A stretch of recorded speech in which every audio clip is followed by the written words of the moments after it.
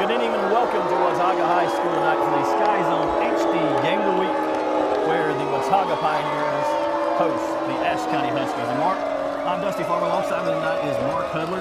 Mark, I think it would be an interesting matchup tonight with two completely different offenses. Yeah, it'd be contrasting styles.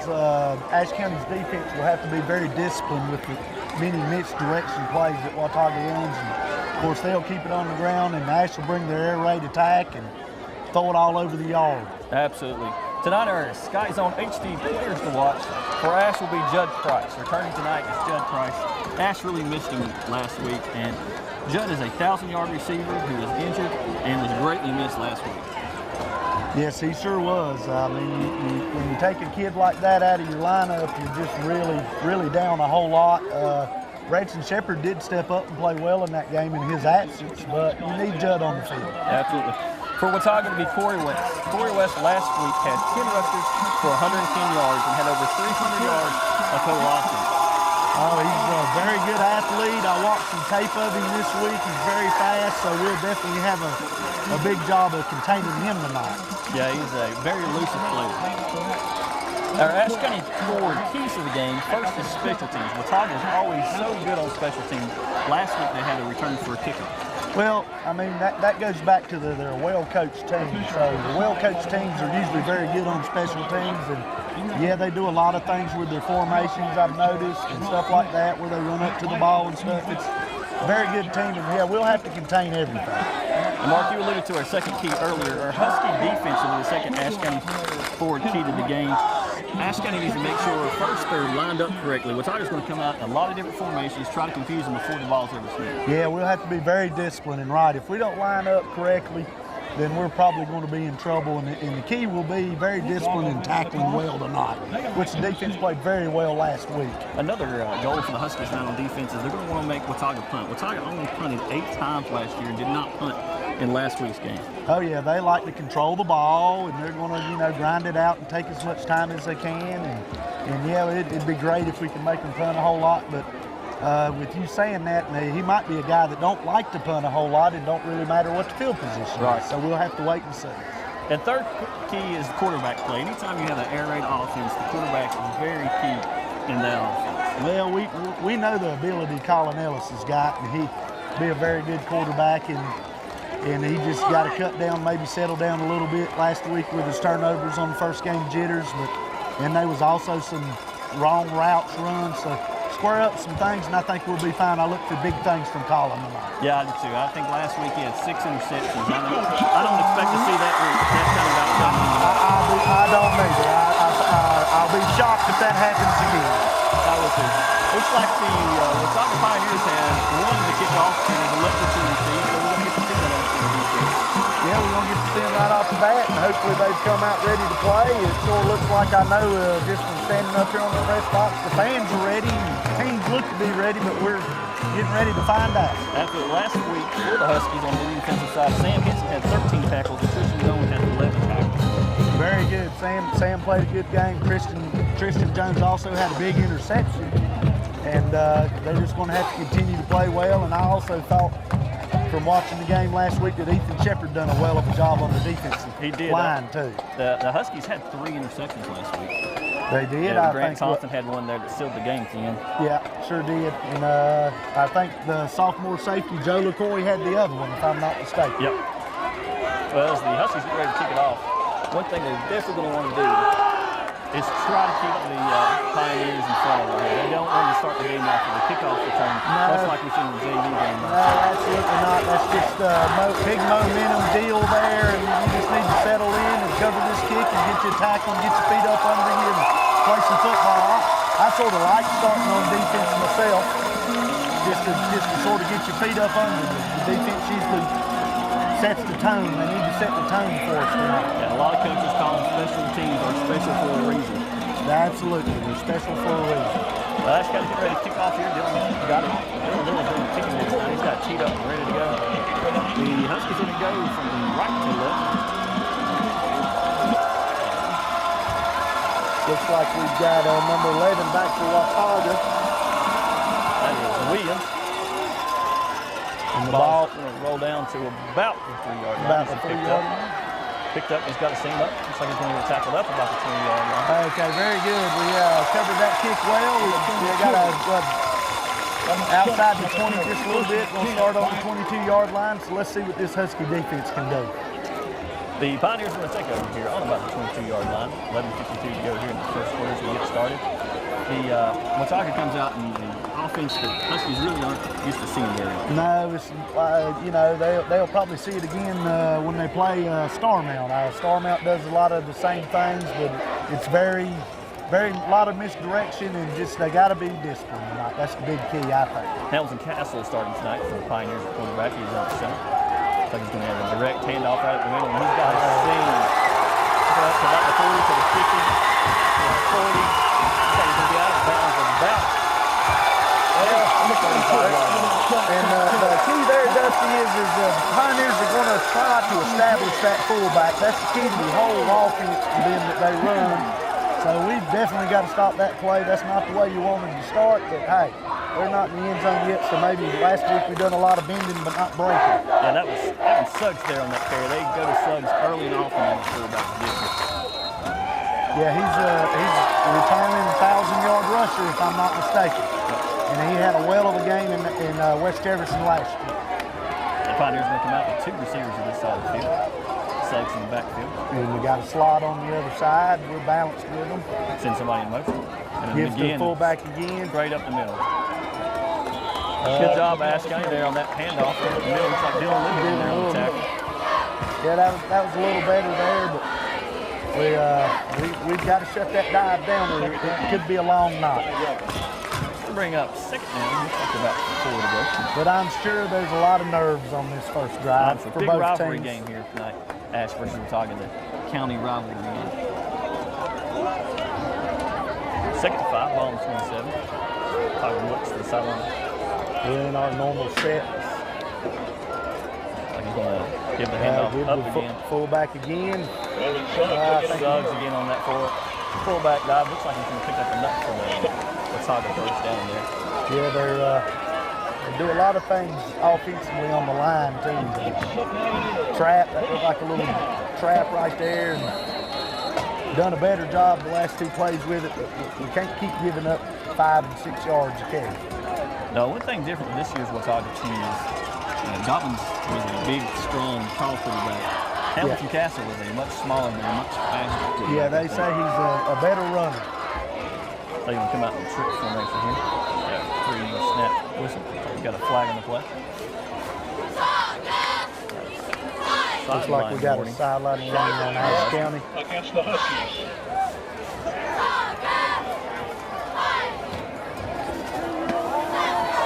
Looks like that's just going to be a warning. Yeah, it's just a warning first time. They have to throw the flag the next time. It will be a penalty. The Dodgers going to have it 1st and 10 here. Ball on the 23-yard line. 10:28 to go here early in the first quarter. Driving.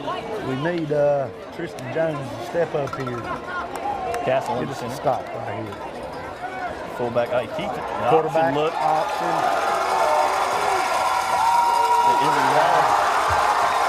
Out of about an 8-yard line. Yeah, we didn't.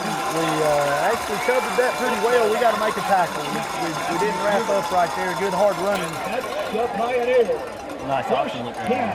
Yeah, that's what they like to do. They lull you to sleep with that fullback, and then they're going to come with some misdirection option outside, or maybe a jet sweep. It's going to be 1st and goal. Ball on the 8-yard line here. It'll be interesting here to see.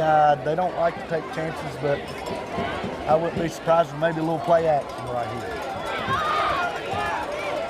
Casper back on the center. Suggs behind him in the backfield. Sends it out of motion.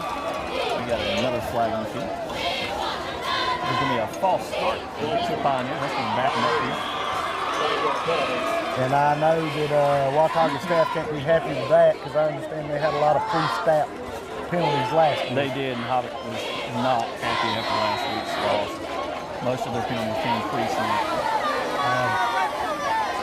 Not to sound too biased, but it's a good penalty for the Huskies. It is very good penalty for the Huskies.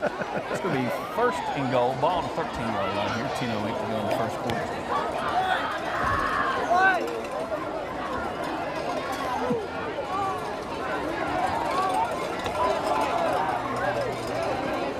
Watauga looks to the sideline. Got Suggs in the backfield. Now, Looks like looks Hop's going to take a timeout and talk about it. He called a lot of early timeouts last week. Well, from what I understand, Ashe has got a pretty young football team, and Watauga's got a pretty young football team, and he's got it down here in the red zone, and I'm sure he'd really love to open up the scoring on his first drive of the game and settle everybody down that way. There was a couple times last week they had back-to-back penalties and penalties out of timeout. I'm sure he doesn't, with being in first or 13 to ball on the 13-yard line, he don't want to take a chance of having another penalty. No, he don't. They are driving here and ball on the 13-yard line. Tito hate to go here in the first quarter. See if the Huskies come out and stand tall right here.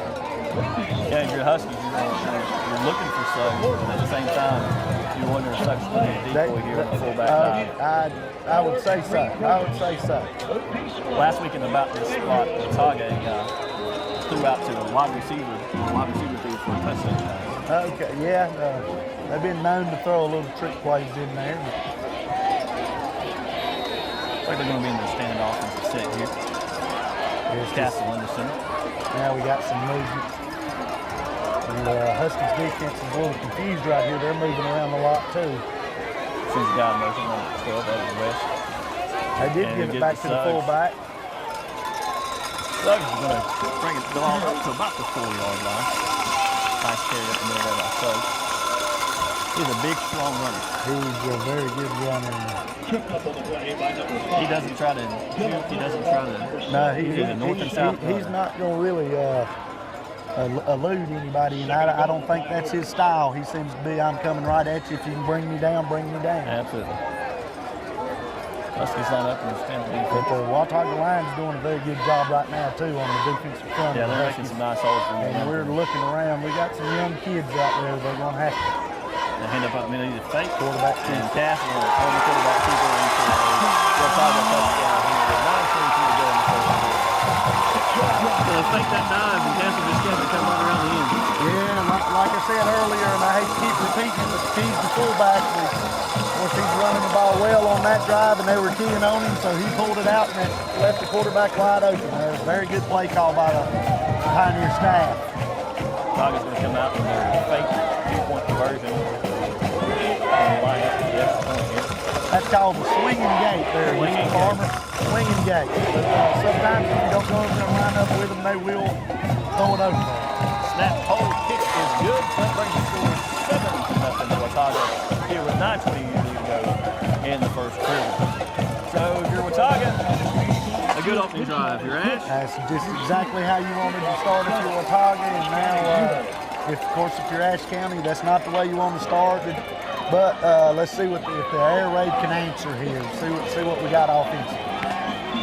Now, normally Watauga has not fared well against teams like the Southern Bell a lot. That seems to be the teams that have given them the most trouble. So the Huskies are hoping for that same thing here. Yeah, they do seem to have a hard time with what we'd call a wing T type offense, and that's what Watauga runs. The Huskies are all up here talking about their kickoff return. Looks like tonight's back deep for the Huskies. Maybe Judge Price will make his return this week. I don't know if, well, Judge going to be back deep. no, that's Simon Howe. Simon Howe back deep. I would say Cold Iron. I would say if Judd was 100% healthy, he would probably be back there. But my understanding is they're going to play him on offense, and pretty much that's about it tonight. But they definitely need him on the offensive side of the ball. Watauga's probably going to do the fake onside kick here. Yeah, they sort of bumped him up and then run at the ball. Well, they didn't this time. Yeah, they did. He does a lot of things with his special things. And we're going to kick it deep. Nice kick. Just two go out of bounds. We'll go out of bounds there at about 32-yard line. We have legal procedure call. Yeah, I would assume we'll take the ball on the 35. See what we do here. Yeah, that's exactly what Coach Hanson's telling them to do. You don't want them to kick it over, just take the ball on the 35 and see if this Husky offense come to play tonight. So leading tonight's Husky offense will be Colin Ellis, quarterback, senior conference preseason player of the year. He is hoping to better tonight's performance than the 6 turnovers he had last week. But tonight he's got his weapon back. He's got one of his favorite receivers, Judd Price, split out wide here, and the Huskies in their 2x2 set. Yeah, and the thing about it now, Colin still made some big plays in that game, although he did have the 6 interceptions. He's still the catalyst of this home. Ellis in the shotgun, takes a snap. Looks to Judd's side. He's going to go deep. There it He got is. Price There across it the middle. is. He catches about the 40, the 30, the 20. He's down about the 20-yard line. So Ashe County does a great play. Yes, sir. And it's good to see Judd Price back in the lineup. There you go. Right down the middle for about a 40-yard gain right there. Nice pass from Moss, nice catch by Judd, and right across the middle and took it out the field. And the offensive line gives plenty of time. Looks like Huskies going to hurry the line here. Same set, 2x2. Got Price to the near side. That's actually the ace formation is what they call this. Ellis in the shotgun. Takes a snap. Looks like the Watauga's Looks right. coming. Got There a we go. swing pass out to John Brevis. Brevis. Looks like he might get back to the line of scrimmage. Looks like he gained about a yard there. Yeah, Watauga covered that pretty well. Looks like they had a blitz coming off this side over here, but we did pick the blitz up. But Colin's read on that is if he's got that blitz coming in the hot read, he's going to flip it out there to that running back. But the Pioneers linebacker's done a good job. Price has switched to the other side of the field. Ellis takes it back. Looks at Price. That was just a little high. That was his problem last week when his throws, everything seemed to be a He little did high. seem to be, and I was just watching the game and thinking maybe he was a little pumped up, but he was a little high last week as Judd was open right there. He was. If he gets that ball down, they might score. Yep. We'll bring up 3rd and 9 here. Ball on the 27. 8:23 to go here in the first quarter. Huskies driving. Ellis back in the shotgun, but Huskies are back in the 2x2 set.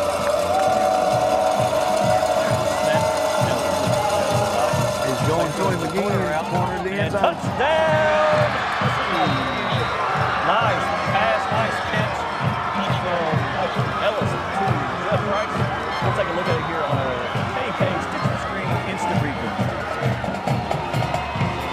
So Mark, that was a nice pass and catch. Oh yeah, that was a very good answer there by the Huskies. Just come right down the field on that drive there. Your Ashe County Ford drive summary was 5 plays and about a 20-yard touchdown pass from Colin to Judd Price. And the Husky extra point there was blocked. The extra point that was blocked. So the score is Husky 7, Pioneers 2 with 8:14 to go in the first quarter. The Huskies come right back with an answer after that Watauga score. Yeah, very impressed with the offense on that drive. Maybe the defense will settle down a little bit and get that fullback stopped. And the key is if we can get that fullback stopped, that really takes away a lot of Watauga's being able to run the option and their misdirections. Yeah, everything they do is centered off of that fullback. It sure is. So maybe but very impressed with the offense there. And hey, 2 big catches to Judd Price. Glad to see him back in the line. Absolutely glad to have Price back tonight. So 8:14 to go here in the first quarter. The Huskies will kick off. Looks like West is back along with Williams for the Pioneers. Heck of a start. Heck of a start. Dylan Little on once again to do the kickoff duties tonight for the Huskies. Looks like West will stand about his 7-yard line. Yeah, Mr. Little coming off the soccer team there. He done a well of a job last week kicking off, and he also done a good job on the defensive line. He did. He had a safety in the last week's game. So Little got teed up here. 8:14 to go in the first quarter. And a kick. A nice deep kick by Little. West is going to take it about 10-yard line. Straight up the middle. He's got a swing. They're going to tackle him here. Oh, nice open field tackle there by Dylan Little. Number 2, Corbin Coldiron just saved a touchdown, him and Mr. Little right there. Little's your safety back. He gets it, he's got to stay back there, but the Pioneers are going to start with off a good field position. Yeah, they're going to take over here about the 42-yard line for the Pioneers. 8:06 to go here in the first one. See what formation the Pioneers come out in. Looks like just 1 receiver and 2 wing backs, just in a straight wing T set right here. Looks like they're probably going to hand off maybe Suggs here again. There's the handoff, the fake. And Cass's going to keep it. He's across the 50, the 35, and the 40. He's still pushing people down. That's the 35-yard line. A lot like I said, I mean, they keep saying it, but of course the Huskies bit on that fake to the fullback again, and Suggs done a good job pulling that ball out, and the linebackers got called inside. We got to be more disciplined. Yeah, that's another nice run there by Hamilton Castle. These outside guys have got to stay outside. So Buccaneers are going to have the ball here. First and 10 ball on the 25. It's a timeout for the Ashe County Huskies right here. I would assume that we got the defensive people out there, so Coach Hampton's going to try to make an adjustment and just tell them to be a little disciplined, because that outside linebacker cannot go for that dive fake. He's got to stay home. Yeah, he's got to keep containment. And I think part of it is just going to tell him to settle down. Yeah, it's still early. Oh, yeah. It's still Everybody's early. a little jacked up for a rivalry game. Oh, yeah. Big crowd here tonight. They're still coming. A few people still coming in. Like Ashe County traveled well tonight. Oh, yeah. Student section in bright color. Yeah, we were trying to figure out what the theme of the bright colors were, but we can't see anybody can't tell us that, but they're definitely rowdy. And of course, we're sitting right above the Watauga student section, and they're definitely rowdy too. Yep. Gotta love it. Football Friday night, nothing like it. Yeah, football Friday night here in the high country. Watauga has the ball on the 25-yard line. First and 10 here for the Pioneers. We got another whistle. Have someone touch the jersey. Yeah, that's a rule. Got to tuck it in, but maybe I don't know. Sometimes they get out. I think officials sometimes are a little picky with that, but it is a rule. So Castle is back on the center here. Suggs in the backfield. And we see wheels in motion. And the handoff to Suggs right the middle. And nice open field tackle there by the number 4. well, we've done a good job there staying home. Of course, they got good yardage on the play, but we did stay home, and that's a much better tackle right there. Yeah, nice open field tackle by number 20, Matthew Green. It's going to be second and 4, ball on the 18 here. Pioneers once again inside the red zone. Castle will go back on the center, Suggs in the backfield. See what happens here. We still got that 4-man front.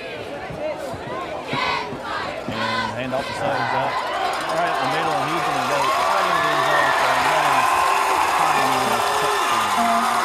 That play there, we're just not tackling very well early here in the game. We had a couple of people there that could have got him. We're just not tackling very well.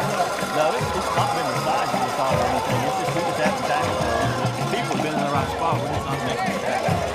So looking up here at the press box, we do have some young kids on that, a lot of sophomores on this defense. They'll have to grow up quick. So Watauga on for the extra point here. Looks like that's going to make a jump.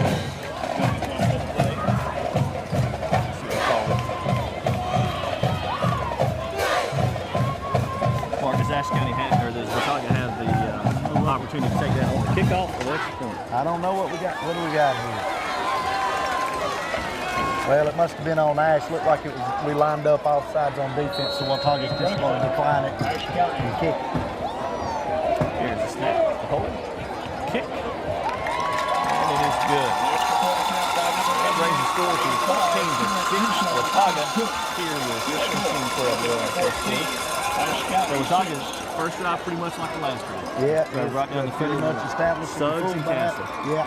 The offensive line's opening some holes. We did miss a couple of tackles on that play, and we got himself out of position a few times.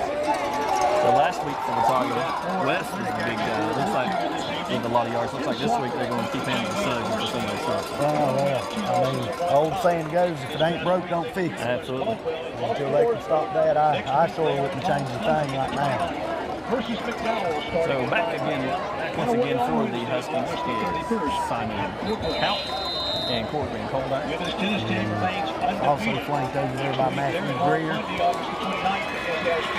Well, let's see if the Huskies can answer again here. We may have if we keep this up, Mr. Farmer, we're going to have a lot of scoring here tonight. Watauga was in a very similar game like this last week against Alexander Central. One team will score, and the other team will come right back and score. So maybe we'll be in for another one of those games tonight. It's a real entertaining game to watch. Oh, yeah.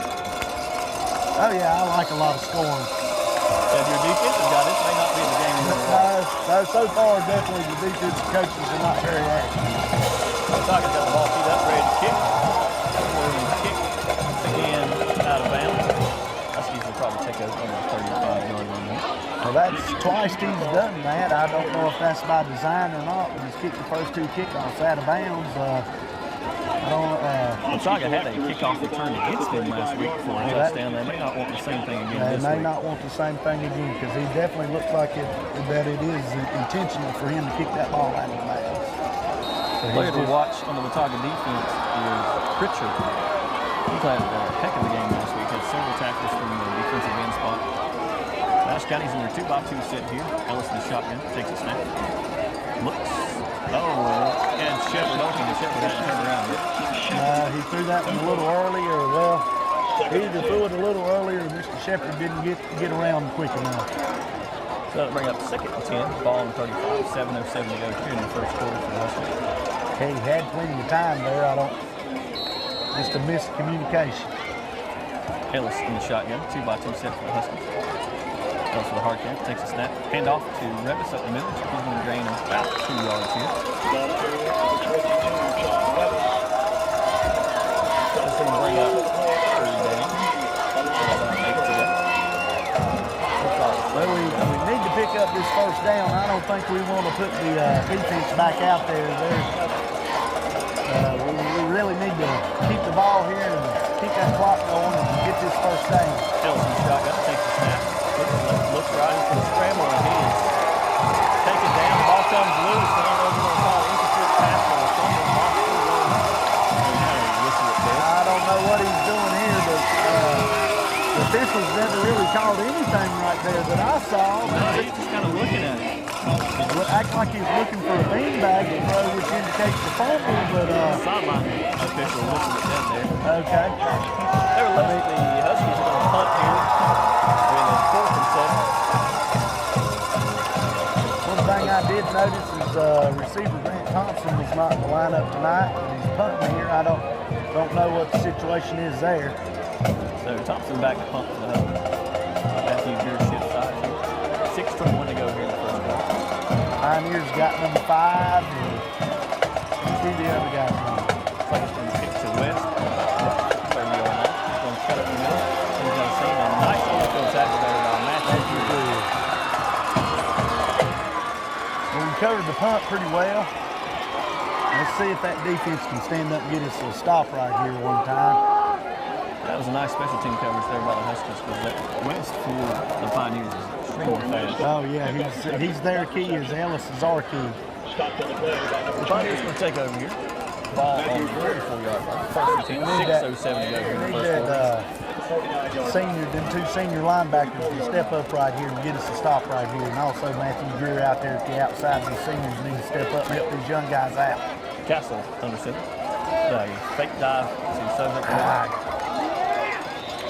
And looks like it's going to gain about 3 yards on here. Not a bad defensive stand there for the Huskies. That was a much better job. We did miss the tackle right at the line of scrimmage there. We got to wrap up.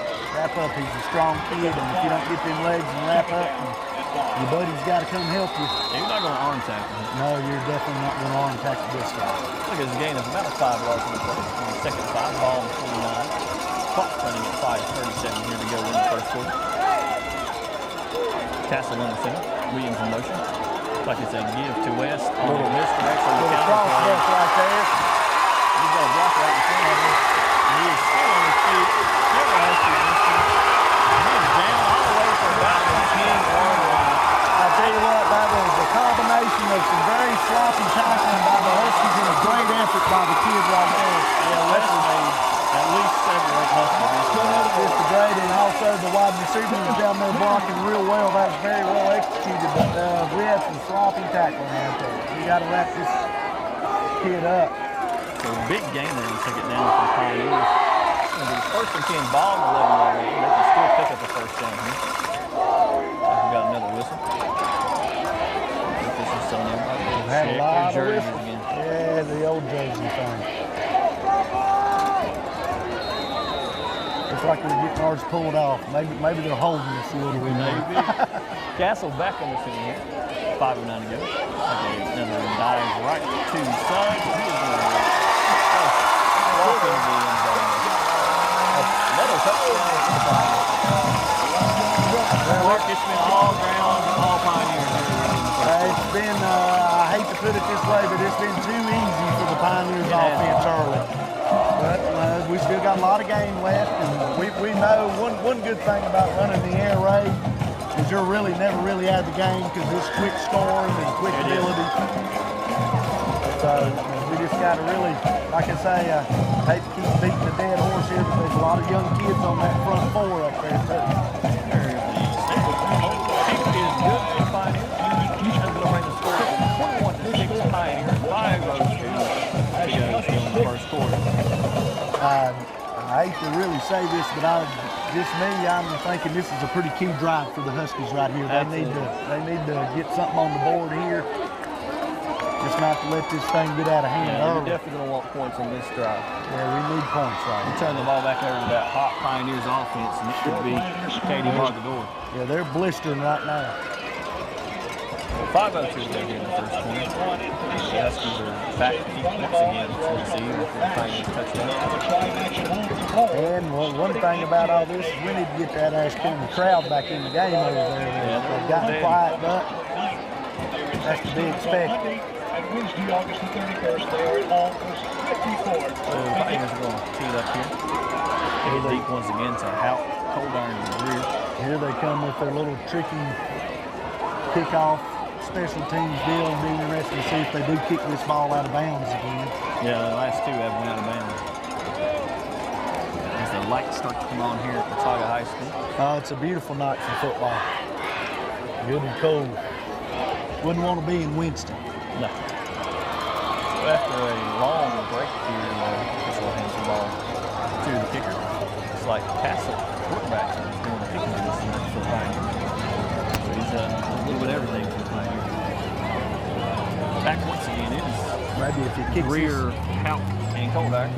Maybe if he kicks this ball to one of them, maybe we'll get a good return here. Let's see if we're staying with the same strategy so far.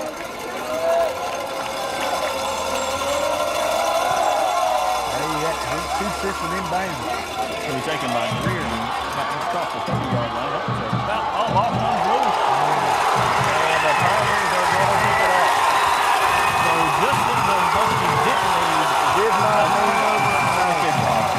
No, they're going to have, did not need a, got to put that defense out like out there. And that's definitely not what the Huskies need right there. They just have to, hopefully this defense can step up right here and get us a stop. Yeah, Ashe County, when they did score, they scored in about 3 plays. That Husky defense has been out there almost the entire first quarter. Yes, they have. It actually took them 4 plays to score, Mr. Farmer. Watauga's going to take over here, ball.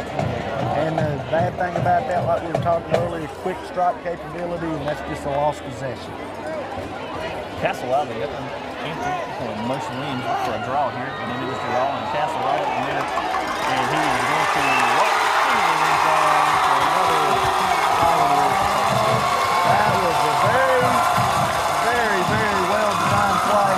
He spent to the middle, empty backfield, spread them out, and run a quarterback draw right up the middle. Very, very good play call by the staff there of the Pioneers. So we seen last week when they go to that empty backfield, it is almost always a quarterback draw right up the middle. I'm sure we've seen that on film, but that was just very well designed. This Watauga offensive line has come out and just made holes for this Watauga Pioneers offense. We really got to get the ball here and keep that defense off the field, if nothing else, for a little while. We need to score, but we definitely need to get a couple of first downs and see if they can get a little rest and regroup.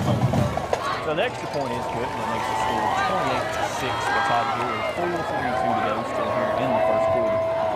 I don't know, but I really didn't expect this. I thought it'd be a little closer game. But Yeah, I really thought it'd be a back and forth game tonight between the Pioneers and the Huskies. So as we've said, that offense is just red hot. it is. So again, the Huskies are back deep to receive the kickoff. Rear, Hout, and Coldiron. Yeah, that was about a one-play drive there. Yeah, we're talking him wasting any time. 28 points here, 4:42 to go, still in the first quarter. Let's get this ball started. Huskies are back deep to receive the kick.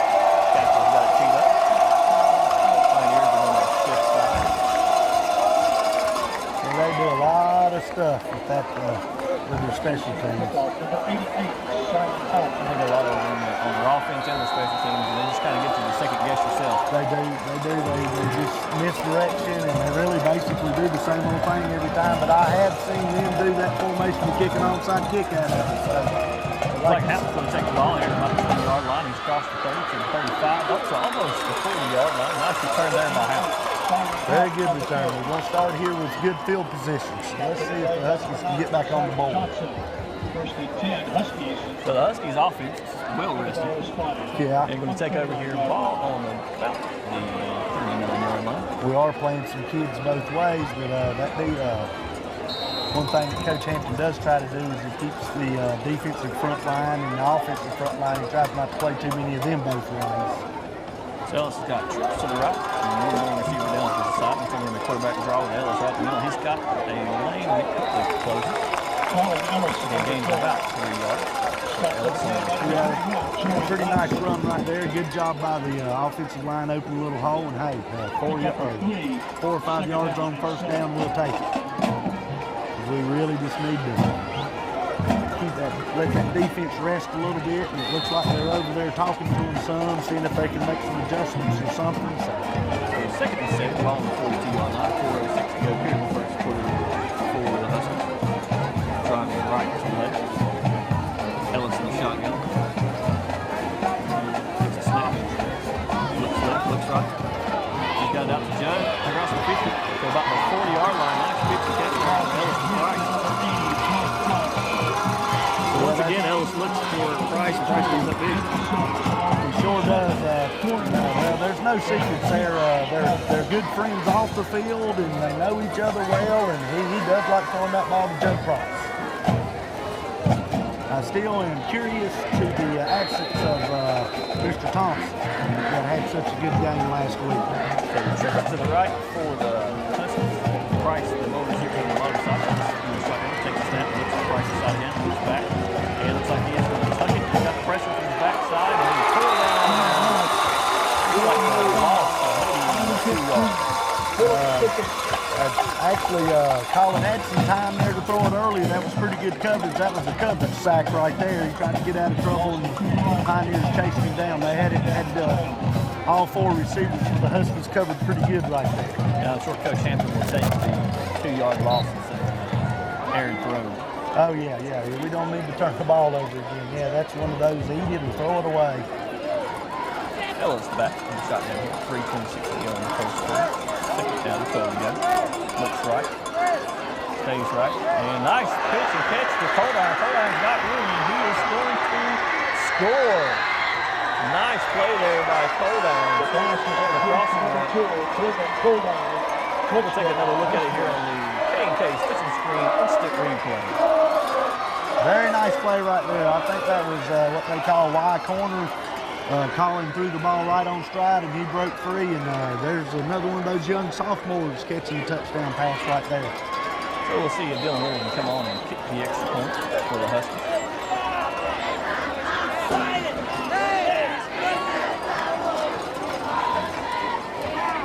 And that one also is blocked. Okay, the Ashe County forward drive somewhere on that play. This took the Huskies 4 plays. Touchdown pass from Colin Ellis to Corbin Coldiron, 42-yard touchdown pass. So if you're Coach Hampton on the sideline, just tell your guys to settle in a little bit, still early, game's long. Hey, like I said earlier, if that defense can shore up and slow down this Pioneer offense a little bit, you're never really out of the game with this quick strikers, which we've seen. Both of the Huskies drives have been 4 plays and touchdowns at the end. But one thing we got to do is we've not blocked the extra points at all. They've had them rushing up the middle and blocked both of our extra points. You hate to chase them 2 points all night long. So Lewis going to tee the ball up here with 3:14 to go in the first quarter. The Pioneers are leading 28-12. And again, that was the Ashe County forward drive summary. It took 4 plays, 42-yard touchdown pass from Ellis to Corbin Coldiron. So the Huskies have had opportunities. They make good use of those opportunities. Oh, yeah. Of course, we had the fumble there, yeah. I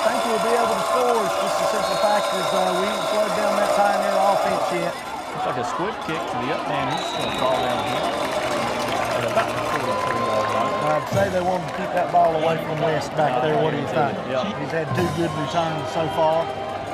First and 10, Ryan Ayers. Now let's see if this Husky defense can step up one time for us. So the Pioneers are going to take a ball at the 43-yard line. 3:10 to go, leading 28-12 here at Watauga County High School. Looks like Castle's going to throw back under center with Suggs in the backfield. West and Reed split up to the middle.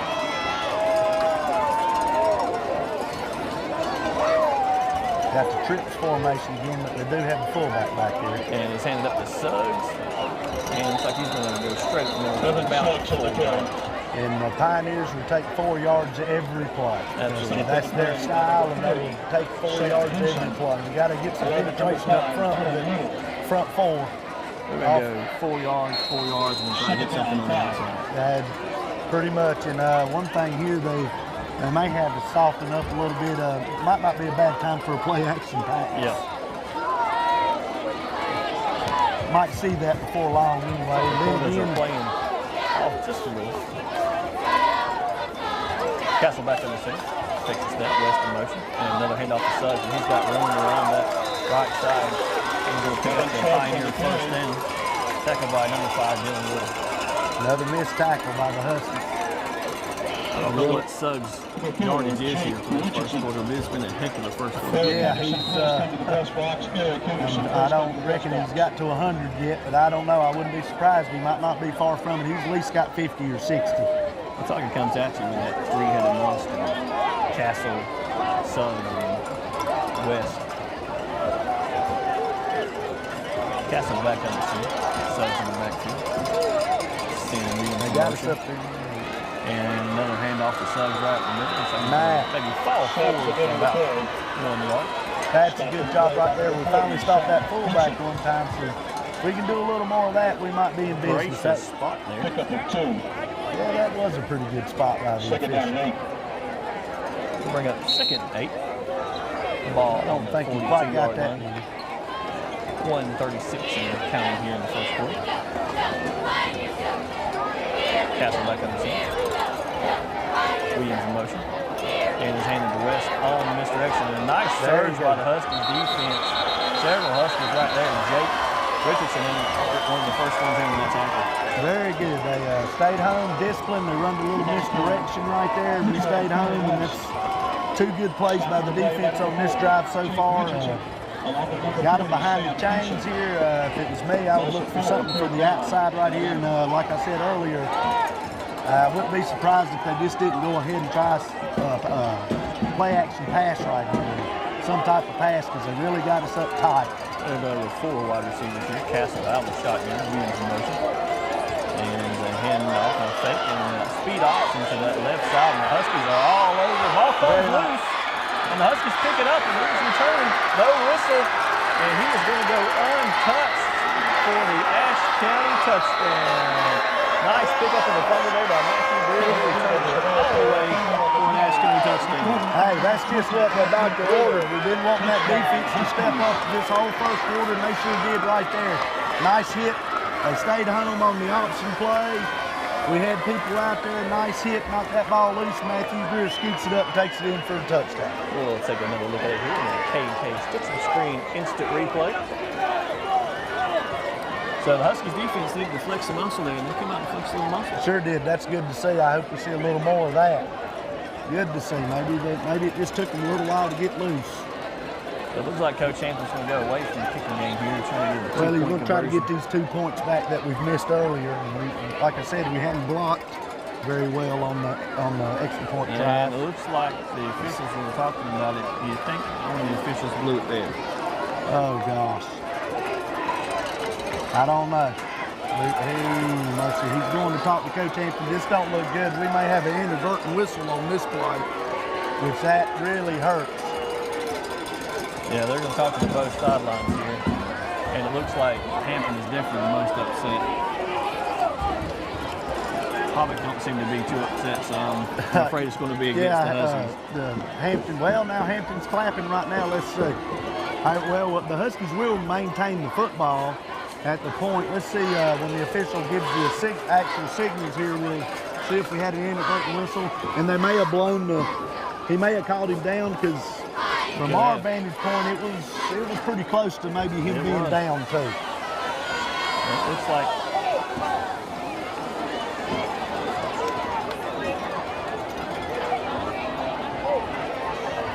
Yes, sir. We had an inadvertent whistle on the play. That's a big-time mistake by an official. But, hey, it happens. You just got to step up and let's move to the next play and see if we can get something good happen right here. The best thing out of that set right there is the defense finally stepped up and slowed that offense down a little bit. So we take the points off the board. That brings the score 28-12. 30 seconds to go here in that first quarter. Ellis back on the shotgun. Takes a snap. Looks left. Looks right.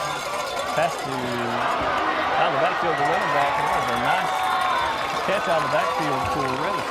Yeah, real nice play right there. Of course, his first look was Judd over the middle. He was covered. We had him down the field and cleared out, so he flipped over to his running back, and he's going to get 10 yards on that play before anybody even gets there. That was a nice pickup there on first down. The Huskies could easily have just rolled over after the air just kind of got sucked out of the cell there on that inverted whistle. That's good to see. So 14 seconds. We'll see if they get a play off here for the end of the first quarter. Ellison gun. Trips to the right. He got pressure. And just overthrows Judd Price on the crossing route. He had Judd open on that crossing route, but that pressure made him hurry that throw a little bit. Yeah, he had Critcher for Watauga right there in his face. So 4.8 seconds to go here in the first quarter. Huskies trailing 12-28. Been an exciting first quarter so far. It has been a real exciting first quarter. Sure wish we hadn't had the inadvertent whistle, but that's okay. We can score on this drive. We're right back in this thing. Ellison shotgun. Trips to the right. Judd to the left. Looks right. Throws that corner out again, and it is. Oh! No, picked off by the Pioneers. I think if I'm thinking right, that's they call that Y corner. And he was open for a minute, but the safety back there playing deep jumped on that ball pretty good, and he really should have picked it off. Well, it's been a first quarter of ups and downs here for the Huskies. And this is the Sky Zone HD game of the week here at Watauga High School. Ashe County trailing 12-28. We'll be back in just a second. When it comes to insuring your home, business, automobiles, and property, you want an agency you can depend on. Miller Insurance has been serving this region for more than 60 years and are proud to now represent Everett Cash Mutual, which specializes in insuring farm property, equipment, livestock, and more. Before you renew your insurance policies, give us a call at 336-246-7151 or come see us in downtown West Jefferson. Miller Insurance is proud to be your hometown insurance agency that supports our hometown teams. All right, we're back here at Watauga High School. The Sky Zone HD game of the week here for the second quarter action from Watauga High School in North Carolina. The Huskies are trailing 12-28. It was an exciting first quarter. Yeah, it was definitely a very exciting first quarter.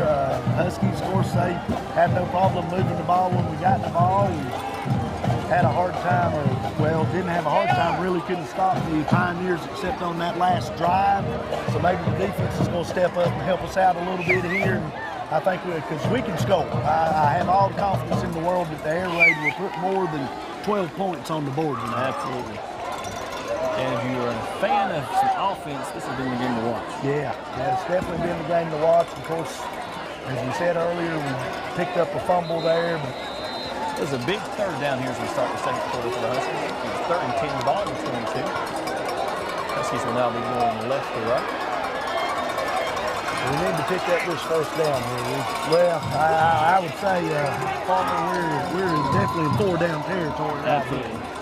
Especially the way they've been getting pressure on the kicks.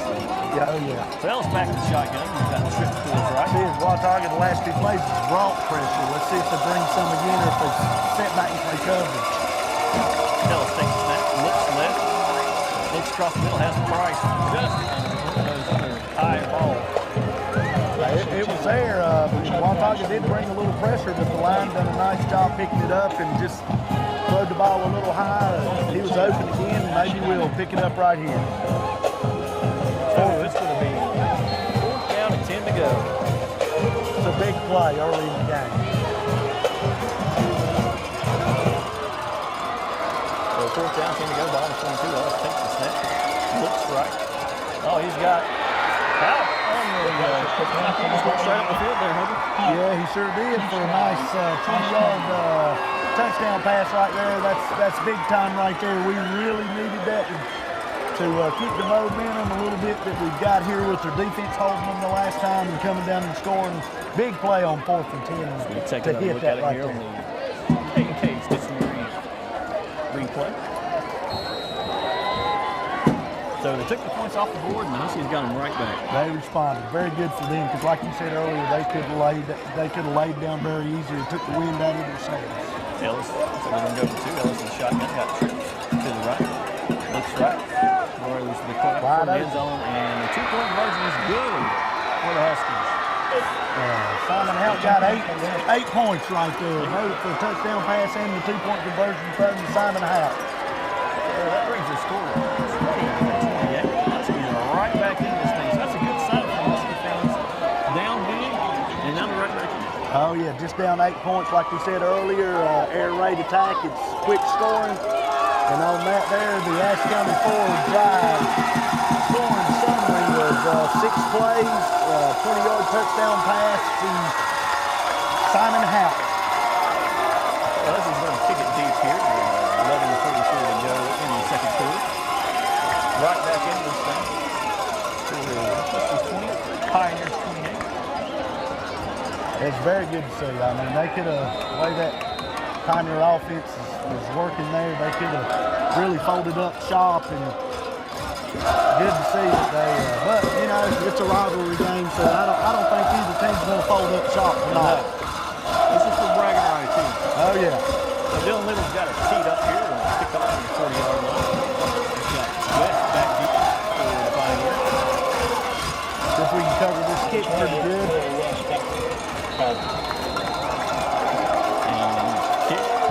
Nice deep kick by Little. Taking on the right hand side. Looks like it's maybe a pass. Got a seam. And he's going to take it down about the 40-yard line. Matthew Greer with a good stop right there because he had a little bit of a seam and Matthew closed it down pretty quick. Matthews, of course, he's a senior. I know him well. He's a hard-working kid and he loves to play football. Pioneers are going to take over here on the 39-yard line. 11:36 to go here in the second quarter. Now let's see if that defense can step up one more time. Looks like Castle's going to go out of shotgun. There's a little different formation right here. And the handoff to Suggs up the middle, and he is going to score. He's up to 20, 15, 10, 5, touchdown Pioneers. Well, there goes the Pioneer staff with just a lot of different formations and a lot of different stuff that we didn't react very well to that. And, you know, basically they're running different formations and that's the same play, Suggs up the middle.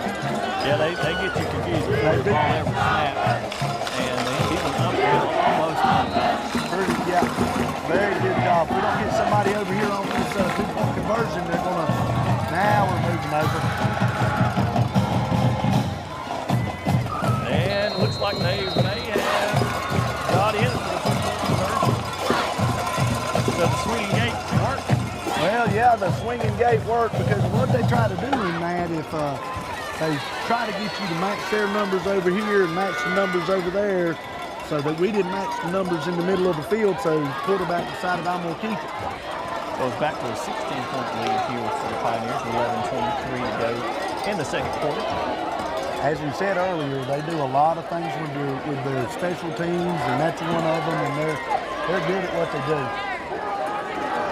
11:23, Ashe County comes down and scores, and Watauga comes right back and scores again. Hey, fun, ain't it? Yeah, absolutely. Let's just see if the Huskies can't come back down and score. A lot of time. I mean, it's not even halftime yet. The offensive coordinators for the team are feeling pretty good about yourself. Defensive coordinators have had a long night here. Defensive staff will have a lot of adjustments or talking to do at halftime. Absolutely. So the Pioneers going to tee it up here with 11:23 to go in the first half. Looks like Greer, Cowler, and Cold Iron back to me. And fake onside. This one out of bounds. They kick it deep. To Coldiron, he fumbles the snap. He's going to pick it up from about the 15, 20, up to almost the 25-yard line. It looks like Husky will take over here on the 25-yard line. 11-13 to go. Let's see if this Husky offense can keep going pretty good, because they hadn't turned the ball over. They've scored, so let's just see if the air raid can keep scoring a little bit. And defense can get a stop every now and then.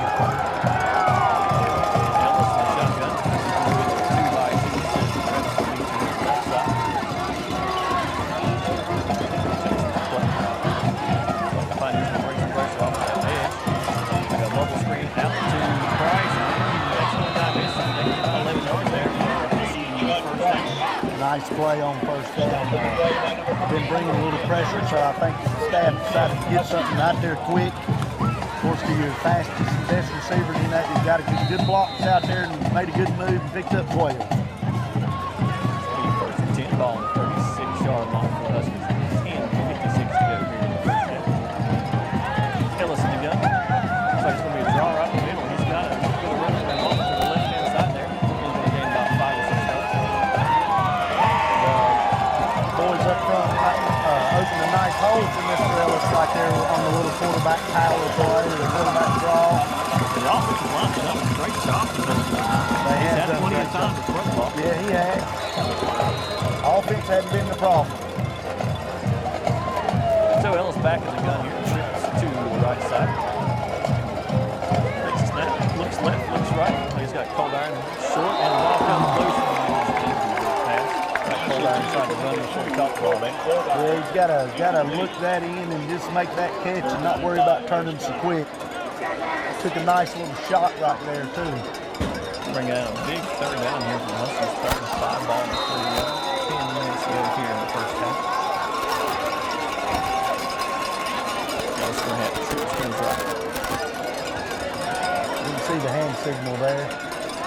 Ellis. Well, we got Judd. We got Just a low throw there. Looks like Price had a step on the guy. Yeah, it looks like there we run trips over here and got Judd on single coverage over there and tried to get him to football. And just bad pass. Just didn't connect on that one. The Huskies are going to punt here with 10:03 to go. And if you're the Huskies, you do not want to give up the score here. No, you sure can't. That defense is going to have to come out like they've done a couple of series ago and see if they can get us another stop. And the defense, they're out here playing hard, but you got to give a lot of credit to that Pioneer offense. They're playing very well. So that penalty is going to be against the Huskies. False start. Back to the 5-yard. Greg Thompson gets ready to put the ball in. West back to the Pioneer. Graham, a nice punt. Looks like he did call the fair catch Looks there. like, yeah, I don't know what the flag's for. I think the official meant to throw his beanbag instead of his flag to mark where he caught the ball. No, he's going up. He might be calling invalid fair. No, he's going to wave it up. So 9:51 to go here in the first half. Pioneers are up 36-20 here at Watauga High School. First and 10. So the Huskies going to have to come up big here. Yeah, we 9 need to minutes stop to go here in the here. first half. We need to stop here big time. And they showed they can do it. They held them there a while ago. We need that same, get that fullback stopped. Pioneers have put up 36 points here so far in the first half without attempting a pass. And so we're going to give it to Williams on the motion.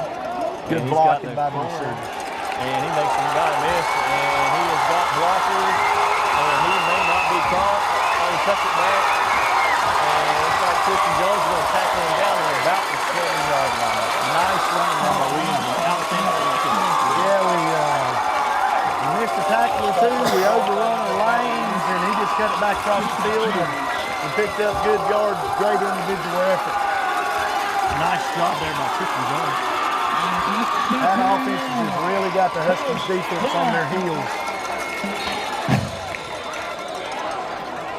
So it's going to bring up first and goal here for the Pioneers. Ball on the 9-yard line. 9:28 to go here in the first quarter. So the Huskies, you really want to stand tall here. Yeah, they need to stop. Castle under center. West in motion. And it looks like Castle's going to keep it, and he will score. Another touchdown by the Pioneers. There again, just great execution by the Pioneer offense. Right there, they fake the dive, and Sugg turns into the lead blocker for fullback, for the quarterback. He just follows right in behind Sugg. Brings the score 42-20 here. And looks like Joe Jones will try the extra point.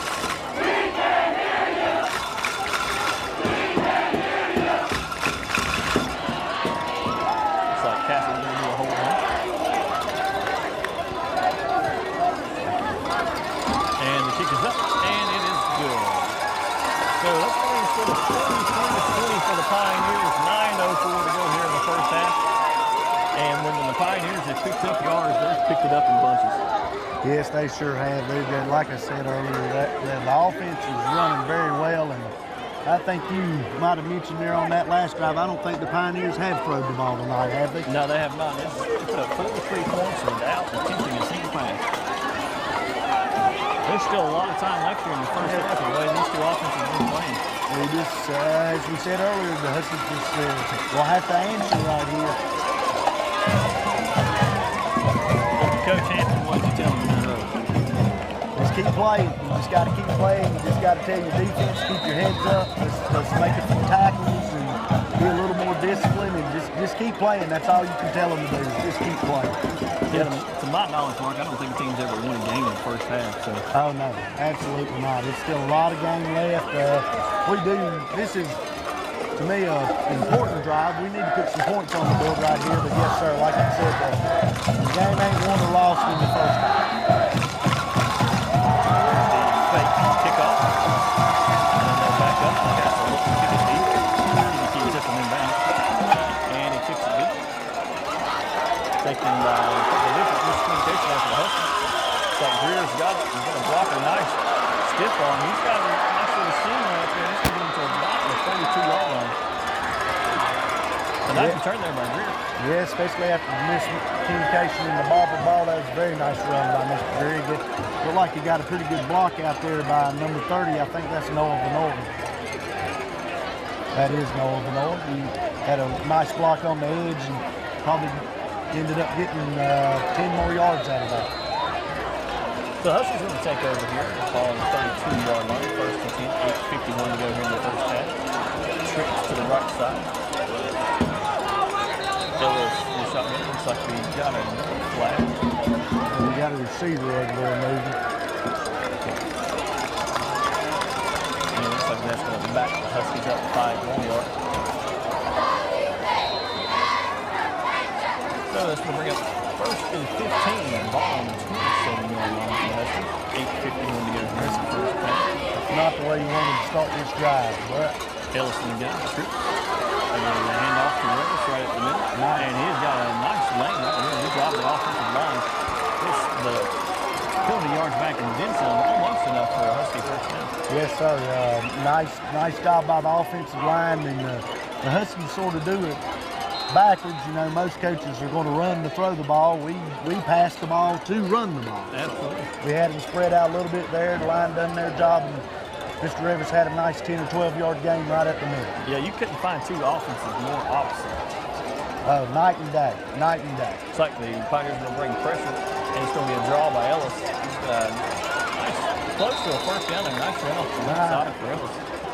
I think he picked it up. Well, no, not a. They're marking just short. Well, it looks like they're going to put it on his foot and maybe measure it.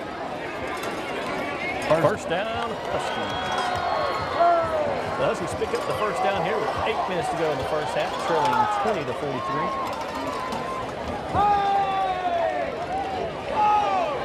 Looks like they're going to run their 2-by-2 set here. Rivers to the right side. Pioneers giving the receivers lots of room. Ellis in the gun takes a snap.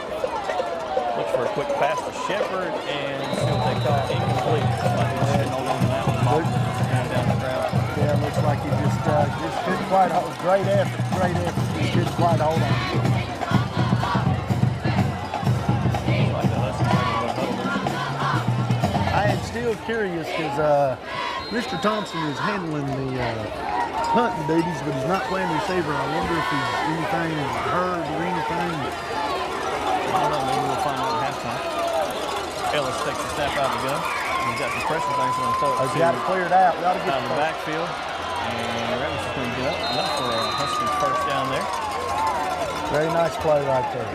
So the Pioneers walk pressure, and Ellis is coming off the rest.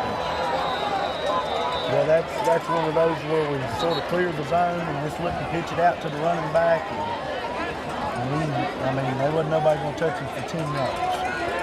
We have a timeout by the Pioneers. Here with 7:49 to go in the first half. Huskies dropping left to right. Ball on the 45-yard line. So really the Pioneers want to talk about something that they didn't like. Well, sort of like we said earlier, these defensive coaches are not real happy right now. No, they've had a long night. They're not real happy right points now. put up tonight in the first half. The Huskies been put together nice on the drive here. Eat up some clock. Eat up some clock. We need to add, well, broken record here. We need to put some points on the board, and maybe if we can eat the clock up and put us 7 or 8 up right here and go into halftime. A lot of game left.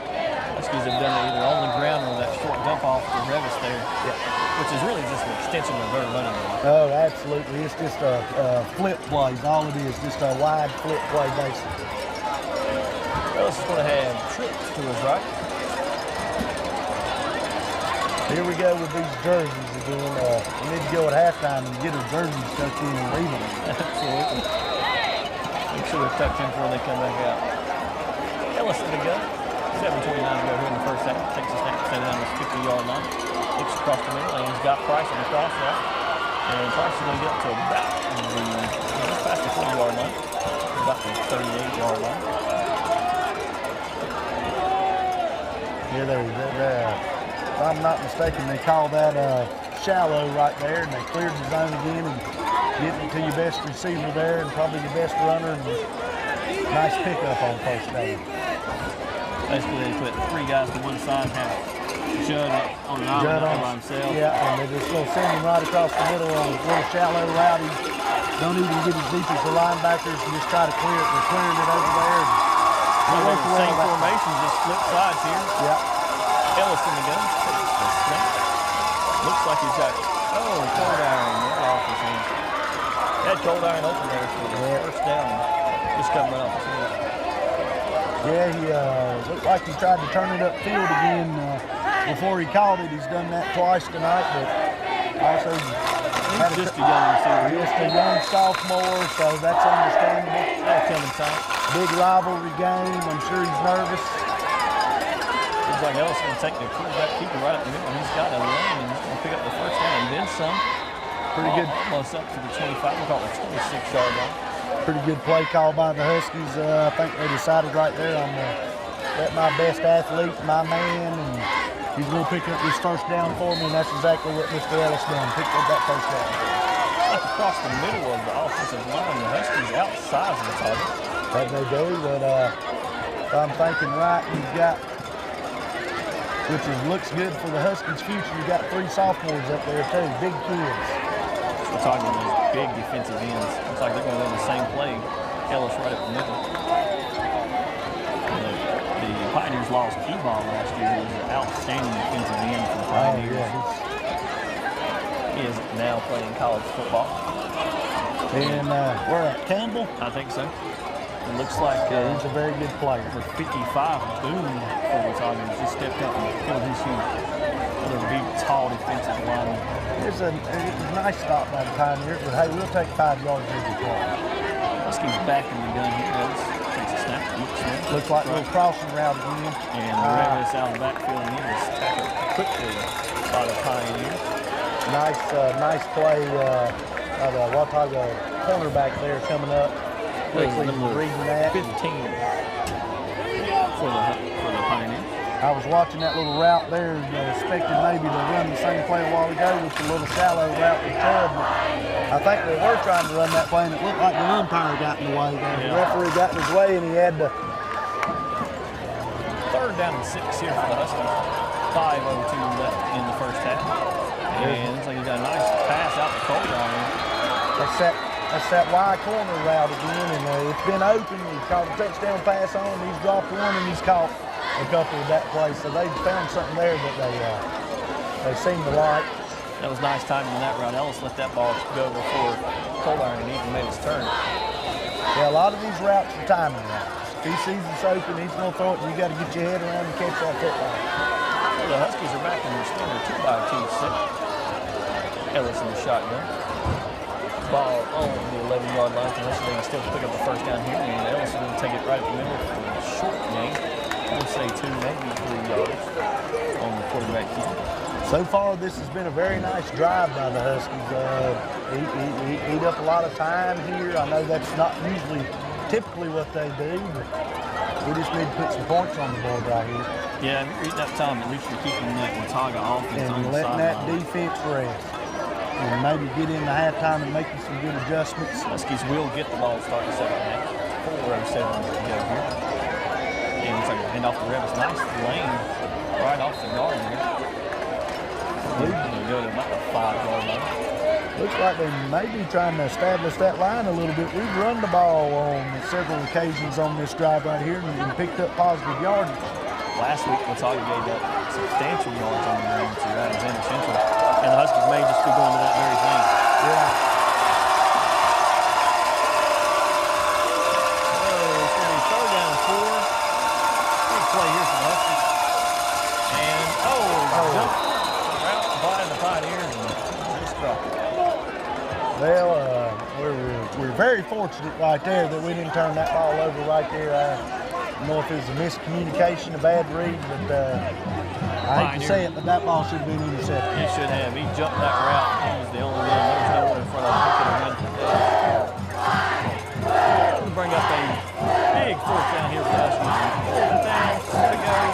Ball on the 5-yard line. We're going to speed off, and they're going to keep it here. Not going to pick up a turnover on down here. No, sir.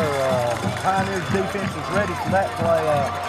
Looked like Mr. Ellis might could have pitched that ball right there, but it's a lot easier for me to say that up here. And the Huskies in the air raid offense, you don't know how much they go over that in practice. Yeah.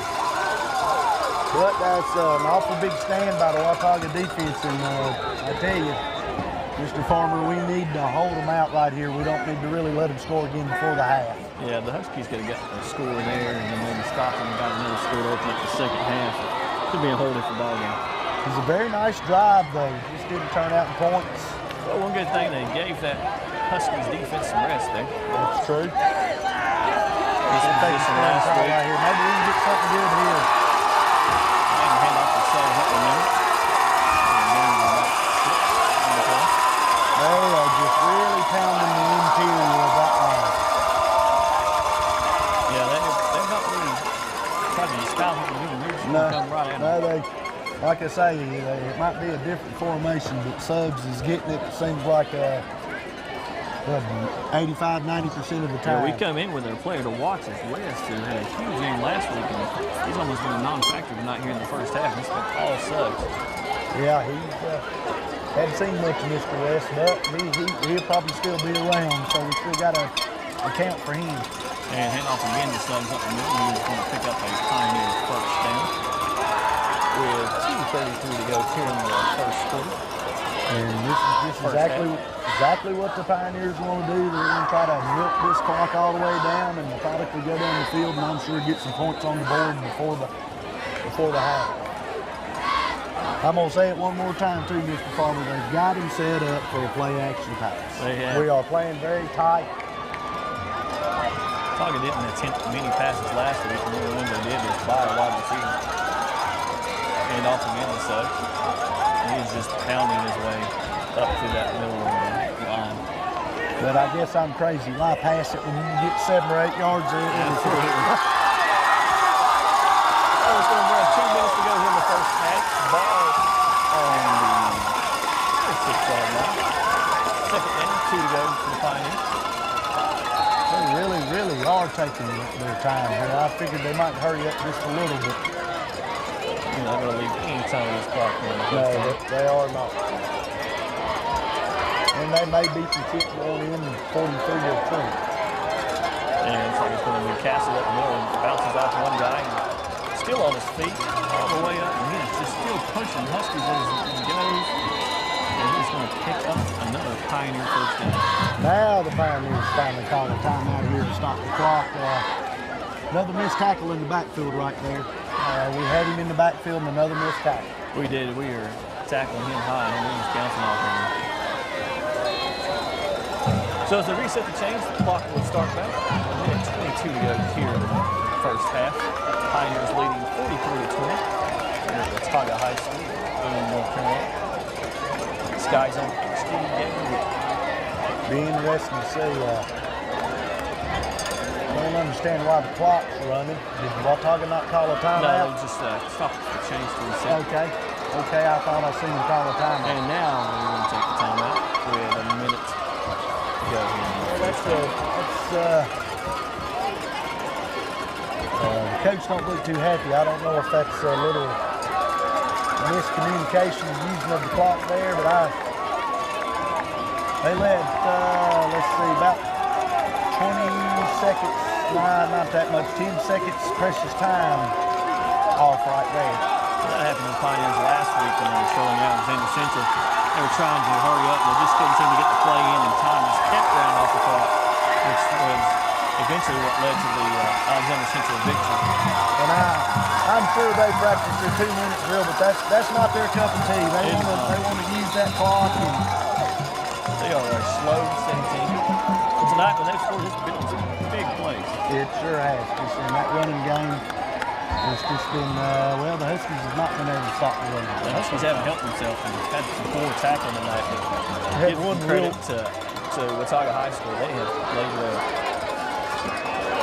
So Castle in the gun, seeing the end of the motion. They're going to throw it out to West, and he's got some blockers. He's seeing a nice open field tackle there by Tristan Zone.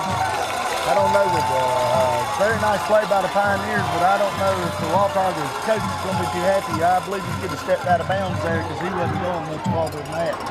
Cut it back in the middle. Stop the center chains. Yep. And they're just going to kill the ball here. Stop the clock.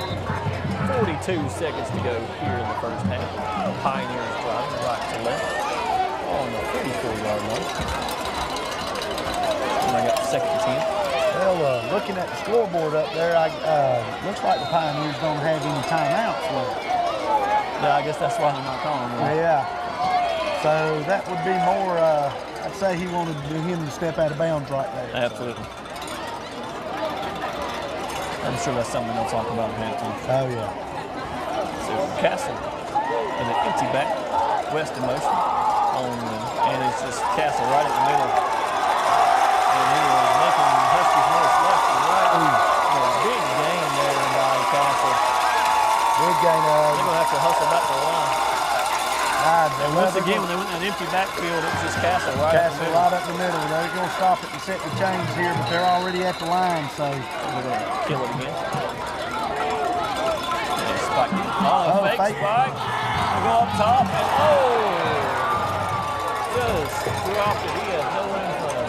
There you go again with that different sets, different, I won't call that a trick play, but very nice on faking that spike there to kill the clock, and the receiver was wide open and just dropped the football. Jamie Dahl was the intended Pioneer receiver there, and he just let it slip through his hands. He had no one in front of him. Could have walked in front of any Pioneer. Yeah, that was that fooled them all. It was a good play right there. Had us fooled. Yeah, it sure did. So Castle in the shotgun here. Two wide receivers to his left. West in motion. He's going to roll out to his right and look back to West on the screen. He's got blockers out in front of him. He may throw down this. Flag down. He will score. We'll see what the flag. It's holding against Pioneers. They had, I think it might have been Matthew Greer maybe, had him wrapped up with two of them. That's or if it ain't holding, I'm going to be shocked right here. And even the Watauga coaching staff, I think they're getting on the Watauga's walking back, so they obviously think it's going to be holding as well. Yeah, the coach and the official are sort of laughing about this one, so Watauga's about like the rest of us, they've seen it too. Yeah. So a big break there for the Huskies as they take those things back off the board. 10.8 seconds to go here in the first half. Second down 15. Ball will be on the... Pretty good play call by the Pioneers again. They get one block, they're in. You give West out of space, and he's going to make some things happen. He sure is. We talked about last week how he wears the same jersey number as Poulos, and it looks a lot like Poulos. He's the same stature and size as old TJ Poulos. And West promoted, and an empty backfield, and pass is going to be tackled in the backfield by a host of Huskies. Like Tristan Jones tackle. Looks like that's going to do it for the half. And that will do it here for the first half of the Sky Zone HD game of the week. The Huskies going to halftime trailing 20-43. And we'll be back here for the second half for the Sky Zone HD game of the week from Watauga High School.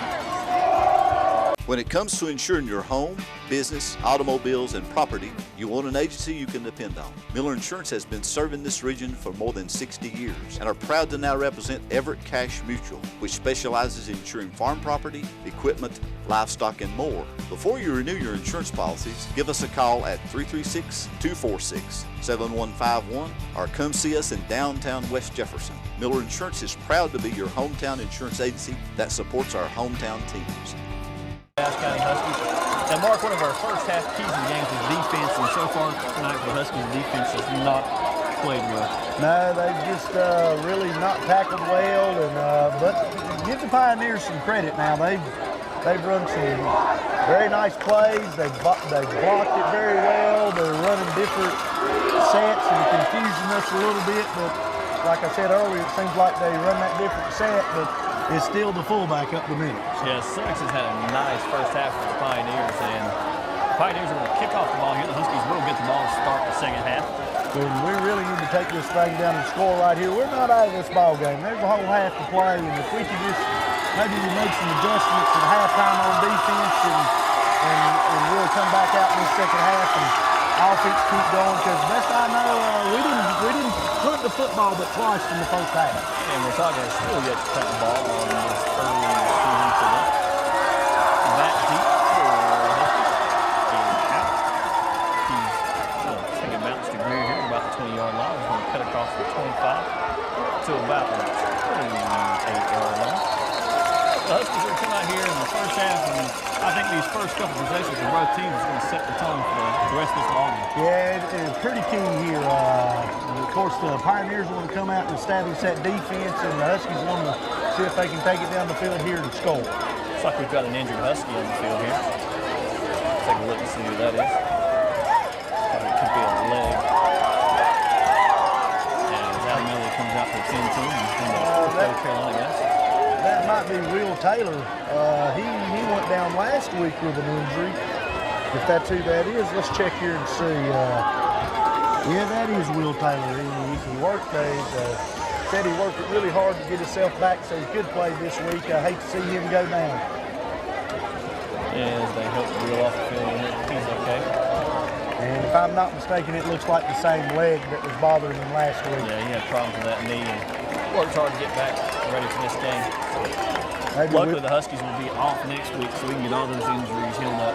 We can get Mr. Taylor at least healed up. We got a few more that's dinged up early in the season. Yeah, week off always helps for stuff like that.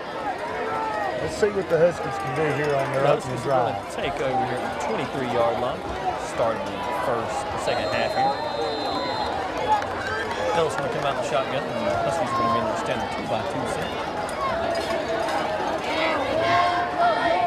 Ellis has the guy in motion. Takes a snap, looks to Judd, and a nice out route there by Judd. Very good throw. That's a hard throw. That's a long throw for the out route there. You pick a nice pick up at 10 yards, and sort of like we started the first half there, we come right out and we throw it to Judd. I've noticed one thing here. Don Revis is not on the field. He's got Alex McCrory here, one of the sophomores, back at running back. I sure hope there's not anything wrong with Mr. Revis. It is good to see Grant Thompson in the game for the first time tonight. Yes, and Grant Thompson has entered the game at wide receiver. Must have been maybe some team discipline or something going on there. I don't know. Ellis takes the ball. Quick pass out to Grant. And looks like that comes up right off his hands. Incomplete pass. Looks like after not playing that first half, he was a little anxious there, and he looked upfield before he made sure he had that ball. Yeah, it looks like he was ready to make something happen there before he got the ball in his hands. But he had some blockers in front. We might go back to that here in a minute. He's got the ball on the 39-yard line. Second down, 10 to go. Ellis in the gun, takes a snap. Looks to Judd, got Judd open across the middle. He gets it about the 45, and he breaks away to the 20, to the 15, 10, 5, touchdown Huskies. And that's exactly what the doctor ordered right there. Another little slant pass to Judd, and he made a couple of people miss, and he's a pretty fast guy, and he just outrun the secondary right there. Well, let's take another look at that on the K&K Stetson screen instant replay. Looks like the Huskies are going to abandon the kicking game for the night and go for a two-point conversion. They didn't do real well blocking it at all on the first two extra point attempts. So that's something they're going to work on in the offense. Ellis gets to play from the sideline. Looks like we got Y corner coming right here, so look for Corbin Cold Iron in the corner of the end zone. They'll have to throw to that deep corner of the end zone here. I did see the coach signal the play in there, and I think that's the call. Ellis in the shotgun looks for Cold Iron, and he throws it deep and is over the head of that's Hack out there. Yeah. Looks like they covered Cold Iron up and had to take it to Houck and just a little overthrow. But good start here to the second half for the Huskies, and the Ashe County Ford scoring summary. It only took 4 plays for the Huskies to score on a nice 48-yard touchdown pass to Judd Price. So Judd in his first game of the season is pretty big tonight for the Huskies. Absolutely. He's had 2 touchdown catches, caught a couple more balls, but you know, we expect that from Judd, all-conference performer last year, and just a big key to them, and it's good to see him out there, and hopefully he'll stay healthy and keep making plays for us. And now we just really need that Husky defense to step up right here and get that ball back and see if we can continue to score here and get ourselves back in this game. Back to receive the kickoff, number 12, Corey West. So it looks like the Huskies are going to tee it up here to kick it off. Dylan Little's going to get kicking duties once again here. 11:25. Kicking for the Huskies, number 5, Dylan Little. Like back deep for the Pioneers is West. Looks like they're bringing them up, maybe thinking the Huskies going to try that squib kick or possible onside kick right here.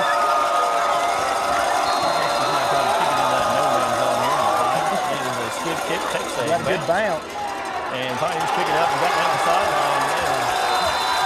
That might be Suggs. On the kickoff reception, number 32, Evan I tell you, Suggs. that Suggs is just First and 10, everywhere. Pioneers on the Got that on a 39-yard good line. bounce and made a good play there for good returns. The Pioneers are going to start with good field position here. So let's see what Direction, 41-yard the line. Huskies defense can do here. Start of the second half. The first and 10 ball at the 41-yard line for the Pioneers. Driving left to right. Castle on shotgun and a straight handoff up the middle.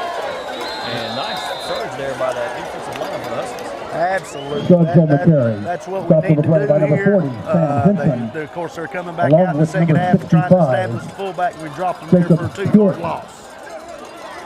Loss of 2, second and 12. Good penetration by that defensive front right there. Going to bring up second and 12, ball on the 43-yard line for Pioneers. 10:50 to go here in the third quarter. Castle looks to the sideline for a play. Under center. Suggs in the back, re-ends in motion. And looks like there's a straight handoff to Suggs, and he's breaking tackles. He got some running room here down the sideline to the 20 to the 15 lead in the second half. Suggs on the carry. 15-yard Pulled down from behind by number 14, Alex Leclerc. Seems like it's And the same that's the story. Pioneer. Had him in the First backfield down. and missed tackle, and we're lucky we could have maybe got a horse collar call right there, but we didn't. So yeah, Mark, different half, same story so far for the Pioneers, keeping it on the ground and right back doing the Suggs moving right at the end. And I'd say with 43 to 26, they're not going to pass that football too much, especially if they can keep running it like they're running it. Absolutely. So first and 10, ball to 15, 10 and 11 to go here in the third quarter. Williams in motion. Castle hands off to Suggs at the middle. Evan Suggs is your ball carrier. Yeah, there we go First again. tacklers, number 55. Pretty much, you know what's coming at you. Number 65. Full back up Jacob the middle, Cook. pick up 3 yards, and they'll probably line up and do it again. Pick up a 3, second down and 7. Let's go bring up second down and 7, ball 12 line. 9:45 to go here in the third quarter. I do notice that Mr. Revis has just run out of the locker room back on the sideline. That's good to see. Maybe he had an equipment that malfunctioned or something. Williams in motion. Castle hands it off to Suggs. He breaks 2, 3, 4, 5 tackles. Touchdown, Pioneers! That's just, Number 32, Evan Suggs on a 12-yard carry. Effort by one man right there. He got a couple of blocks, had a seam, and pretty much ran through the Husky defense right there. Just could nobody bring him down. No, it was a one-man show there. Suggs right in the middle, breaking 4 and 5 Husky tackles. Brings the score 29-26 as the Tigers comes on to kick the extra point.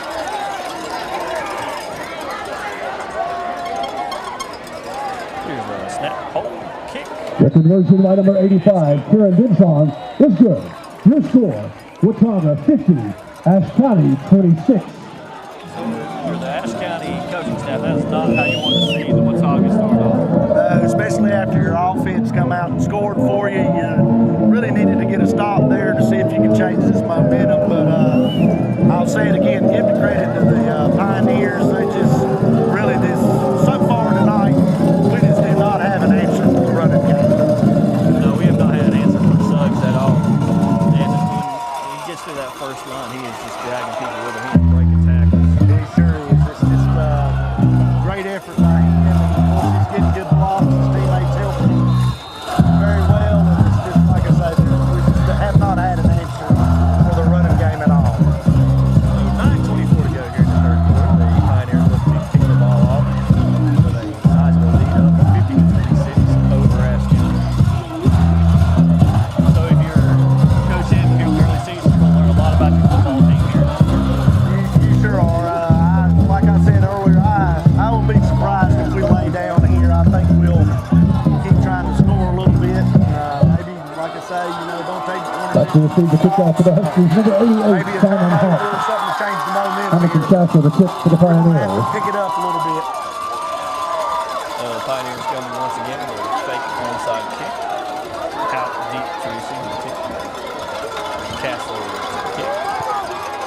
And looks like he's going to kick this one. Going to take a Pioneer roll out of bounds at the 5-yard line. It'll be a legal procedure against the Pioneers. Kicking procedure penalty.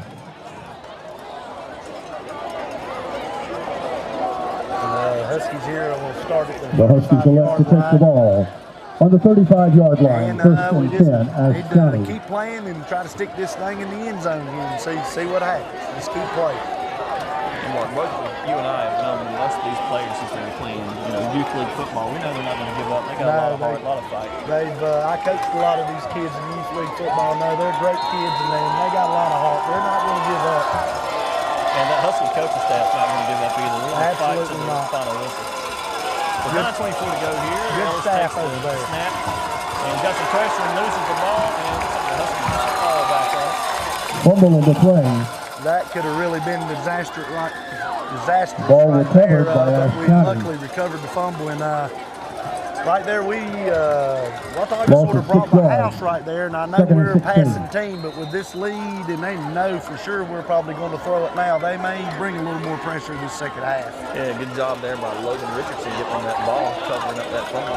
We'll bring up second and long. It's going to be second and 16, ball on the 29. And then 59 to go here in the third It's quarter. also on this pressure deal something they didn't show a whole lot of pressure in the first half, so that may be an adjustment by their staff. It could be. like stoppage of play here for equipment. Ellis looks to the sideline, gets the play from Coach Piscopo. Looks like just looking at the hand signals there, if I've seen it well enough, it looks like we're running all goes right here. So we're going deep with this one. Ellis in the shotgun in the 2x2 formation. Looks like he looks to Grant's side and just over. Pass intended for number 13. Yeah, he was open, just a little overthrow on that one right there. Now, I'm sure those throws are starting to frustrate Ellis. Yeah, he threw the ball well in the first half. I'm sure with them scoring there, and he threw the ball well on the first drive. But hopefully they won't start pressing a little because you can't get it all back in one play. You just got to keep playing. Ellis in the shotgun got trips to his left. Takes a snap. Low snap. And it is almost intercepted by the Pioneers. And out going down the middle on the go right. Pass intended. Well, it looks For like number the Huskies 88, going Simon out to punt Hawk, here, incomplete. so we had the man right there. It's just a good play by the Pioneer defense there to sort of run in front and about pick off the ball. And so back-to-back incomplete plays for the Huskies. Comes up a 4th and 16. Ball on the 29-yard line. 8:28 to go here in the third quarter. Grant Thompson back to punt. Takes a snap.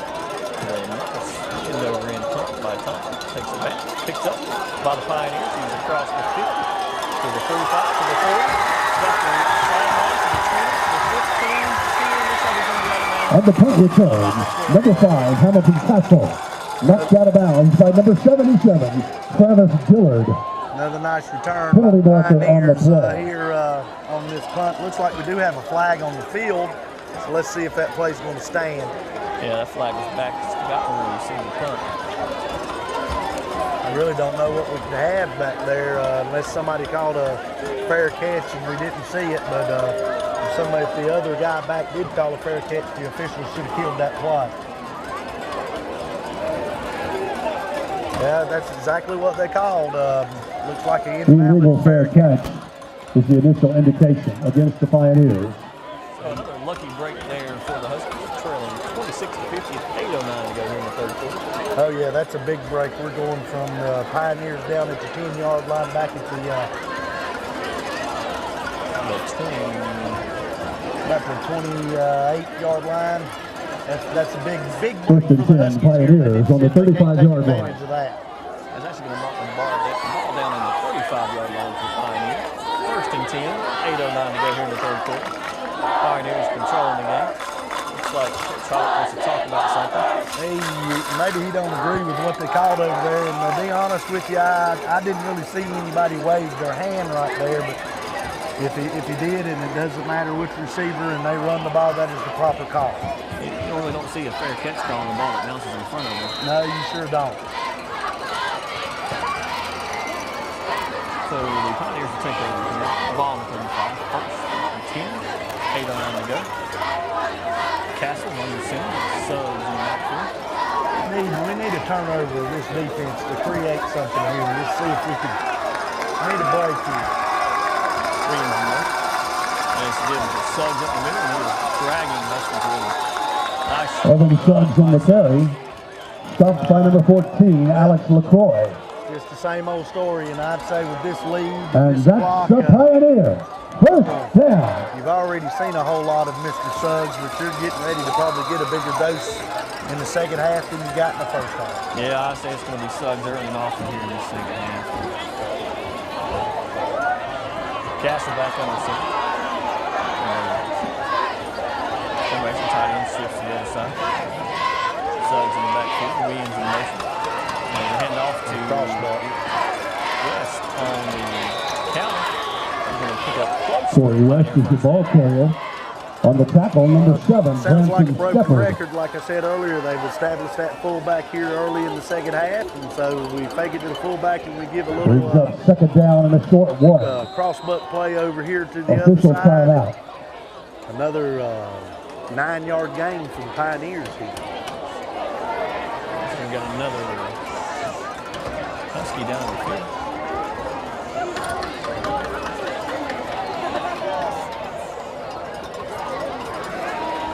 We got a break in the action here. We'll see if we can use some local scores of interest. Yeah, I can't really tell for the Huskies who's down, but they're looking at his leg here. I didn't see the number, but we do have a timeout on the field for an injured Husky player. Looks like Avery is up 17-15 on McDowell. That game is in the third quarter. Just been told that looks like that's number 7 down, and if I'm not mistaken, let me check here, that's Branson Shepard, one of our sophomore receivers. East Wilkes and Surrey Central are knotted at 14 in the third quarter. North Surrey is up on Elkin 17-6 at halftime. Starmount is beating East Surrey 19-12 in the third quarter. West Wilkes is up 30-0 on Pine Lake Prep. West Iredale is up 1 point, 20-19 over Wilkes Central. That game is in the third quarter. Do you see that big game just down the road? I got some buddies that officiate football. Do you see the score of that Maiden High-Brighton game, which is a future Husky opponent as far as High-Brighton is? That should be a whale of a football game tonight.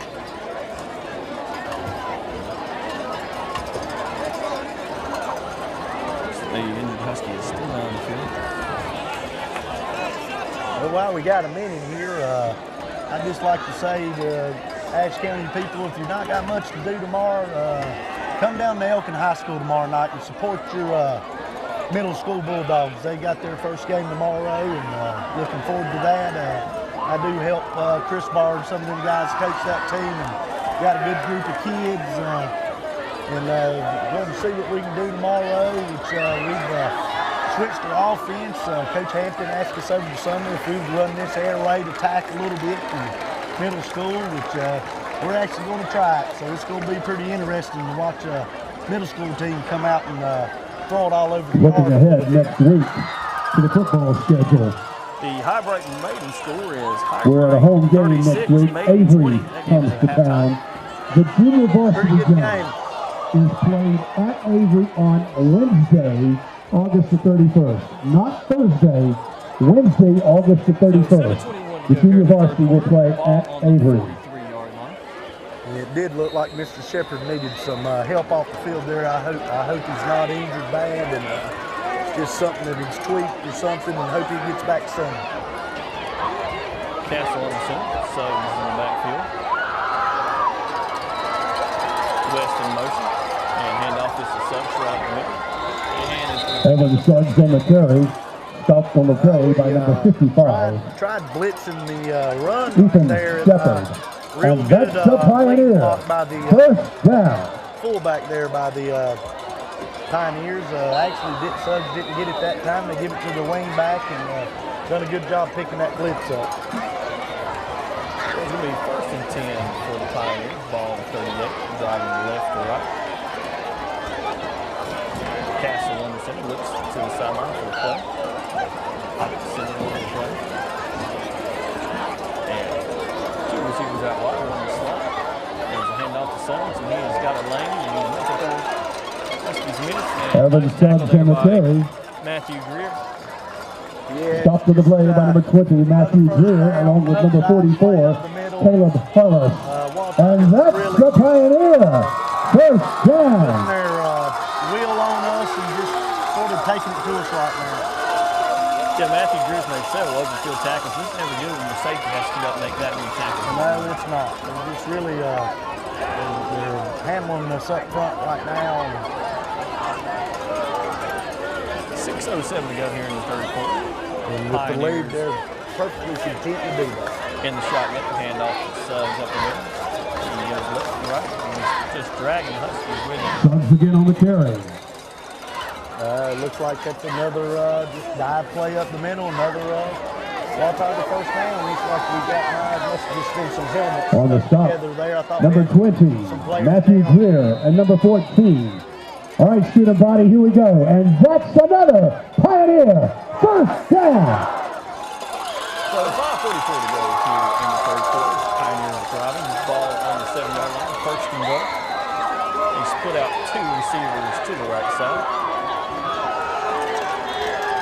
He looked confused on defense again. Motion, hand it to the motion back, and he has got the corner, and he will walk in a flag down as he walks in the end zone. Penalty marker on the play. Looked like a block in the back here on the outside by Watauga. So Husky's going to get another break here. Let's see what the official call is. Holding. Pioneers. Against the Pioneers. That's going to take the points off the board and back the Pioneers up. That's actually a block in the back there, Mr. Farmer. You got to take the 10-yard penalty from the spot of the foul. Repeat first down. Well, I was going to say, I got a pretty good look at that. I was going to say that's a bad call if you called a hold. It's going to be first down, 12 to go. We really need to take advantage of this break right here. That's a big break. Empty backfield. Suggs in the backfield. And it is given to Suggs right at the middle, and he will walk in the end. Touchdown, Pioneers! 12-yard run by number 32, Evan Suggs. So with 5:10 to go in the third quarter, the Pioneers are up 56 to 26 over the Ashe Watauga. And this is really just becoming way too easy. The Huskies are still playing hard, but the Pioneers are really executing well. When Suggs gets to that second level, this is starting to go. Yeah, one man ain't going to do it. The kick is up. And The point after by Karen Dinsong is good. Your score, Watauga 57, Ashe County 26.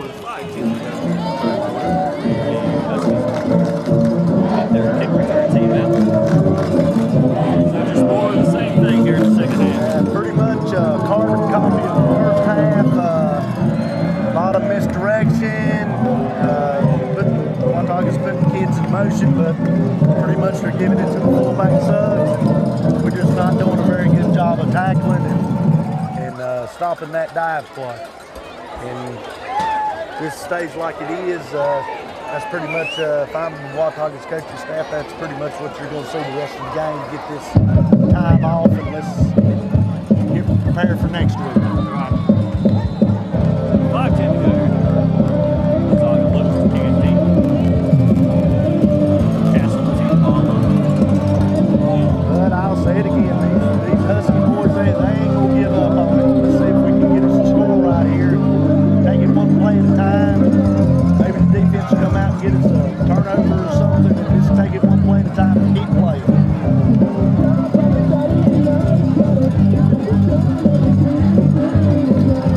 Well, Huskies back, power back, deep, return the kick.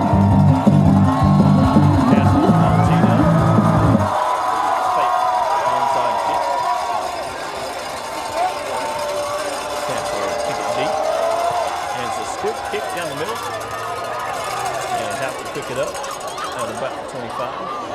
And they get thrown back to the 23-yard line. On the kickoff return, number 88, Simon House. Didn't block too well on that right there. Stopped for the play by number 21, Joey Watson. Seem to be having a hard time First and 10, picking up Huskies. the kicks when they hit the ground, but I'd say Ball is on the Watauga's doing that 23-yard line. fine. So we hear it talked about a lot, Mark. Watauga's a 4A high school. We're a 2A high school. So in reality, they should be. They have more people to choose from. Oh yeah, they they got more numbers and more people to choose from, and a bigger pool or whatever. And they're just Ellis takes a snap, scrambles, he looks deep. He's got Grant on a 50-50 ball, and Grant catches the ball. So 45. Looks like he's going Pass is complete to number 13, Grant Thompson. good to see. Stopped on the play by Grant number out 10, there, Caden good to see him Watson. make a real good play on First that and 10, ball. Huskies. That's one Ball of is on the those. 42-yard line. Sort of just calling this sort of threw it up, and to use a basketball analogy, Mr. Thompson sort of just boxed the guy out and went up and got it right in front of He him. went up and grabbed the rebound there. So Huskies got on the 42-yard line, first and 10, 4:24 to go here in the third quarter. Gravis back in the game for the Huskies. Ellis out of shotgun. Looks to Grant's side. He's got that clip around just out of his hand. Pass is intended for number 13, Grant Thompson. A little high. Incomplete. make that play right there if we're going to get back in this football game. You know, the old saying goes, the quarterback's not always going to be perfect. Got to make a play for him every now and then, and we just let that one slip through our fingers there. 4:08 to go here in the third quarter. 2nd and 10 for the Huskies. Ellis out of shotgun. Huskies in the 2x2 set. Rivers to his left. Shakes the snap. Looks to judge side. He scrambles. Got pressure. Dumps it off the pass is complete to number 2, Corbin Calderon. The Pioneers front four Stopped really the play by starting to number get to the 44, quarterback Ben now. Fisher, along with number Watauga's 25, pretty Drayton content there. Myers. They're going Third what I down would and 10. call umbrella defense behind it with 4 back deep, pretty much saying, hey, we'll let you catch it in front of us and we're going to come up and tackle. And Ashe County doesn't dress a lot of players. Also, we talked about the numbers this year. So, you know, they've got to be getting a little tired. Yeah, that offensive line's got to be getting a little tired, no doubt. Ellis in the shotgun. Takes a snap, got trips to his right. Looks like he's got had Thompson on the screen route with blockers out in front of him. Pass is intended for number 13, Grant Thompson. Falls incomplete. Those plays where 4th down like and 10. he's trying to get up the field before he's got that football. Yeah, we've seen several Huskies do that tonight. Just trying to make something happen. And once you get down this much, you start pushing and you start trying to make things happen. They're pressing a little bit, I'm sure. They're wanting to, like I said earlier, we can't get it all back in one play. Ellis in the gun, Rivers to his left, takes a snap. We got Thompson on the corner route, and Watauga is going to jump around. He's got the sideline and cramps up and steps out of bounds. Well, he went down without contact there.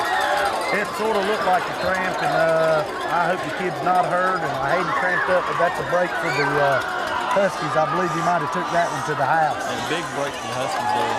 One of those non-contact injuries always makes you nervous as a football coach.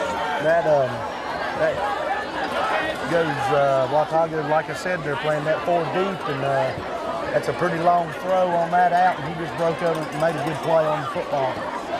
Yeah, he was just kind of playing center field there, broke on that route and just jumped in front of Thompson. So that tire and Husky defense is going to have to come back out here for the ball on the 47-yard line. I was trying to see if I've seen some new jerseys out there. I don't know if I do or not, but I'm sure that defense has been on the field all night long, and I'm sure they're getting wore down, and that ain't good, because that's part of the Watauga game plan. They're going to pound on you until they do that. 3:08 to go here in the third quarter. Even the Watauga Pioneers still in. Yeah, and unless I'm thinking wrong by rule, they can't play until they get him back on this sideline. Yeah, I think you're right. We got a little break in the action here. Mark was talking earlier about the middle school playing tomorrow. Also, go down to Elton and check out the 1st and 2nd, 3rd and 4th and 5th and 6th grade. Yeah, I didn't mention that, and I apologize for that. But I think the 1st and 2nd grades start at 3 o'clock, and of course play on up to, and then the nightcapper, which is the 7th and 8th grade game, starts at 7. But there'll be, let's see, 4 games down there tomorrow, 1st and 2nd, 3rd and 4th, and 5th and 6th, and 7th and 8th grade. Come out and support your Huskies if you're down in the Elkin area tomorrow. Future big Huskies out here. They'll be playing on this Watauga field one day, hopefully. Next week, the Huskies have a bye. Unless people help you. I think Watauga travels. On the interception, number 5, Hamilton Castle. That's a big rival for Watauga. Another big rival, a Boulder rival there or whatever. And that probably is usually a pretty good football game. And the Huskies, like you say, they'll take a week off.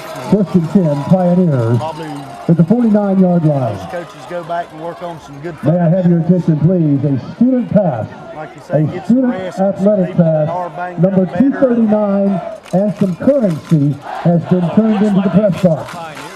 Student pass, number 239, and some currency has been turned into the press It looked box. like it must have just been a cramp. I feel after we said I couldn't play. So the Pioneers will start over this drive with a new quarterback.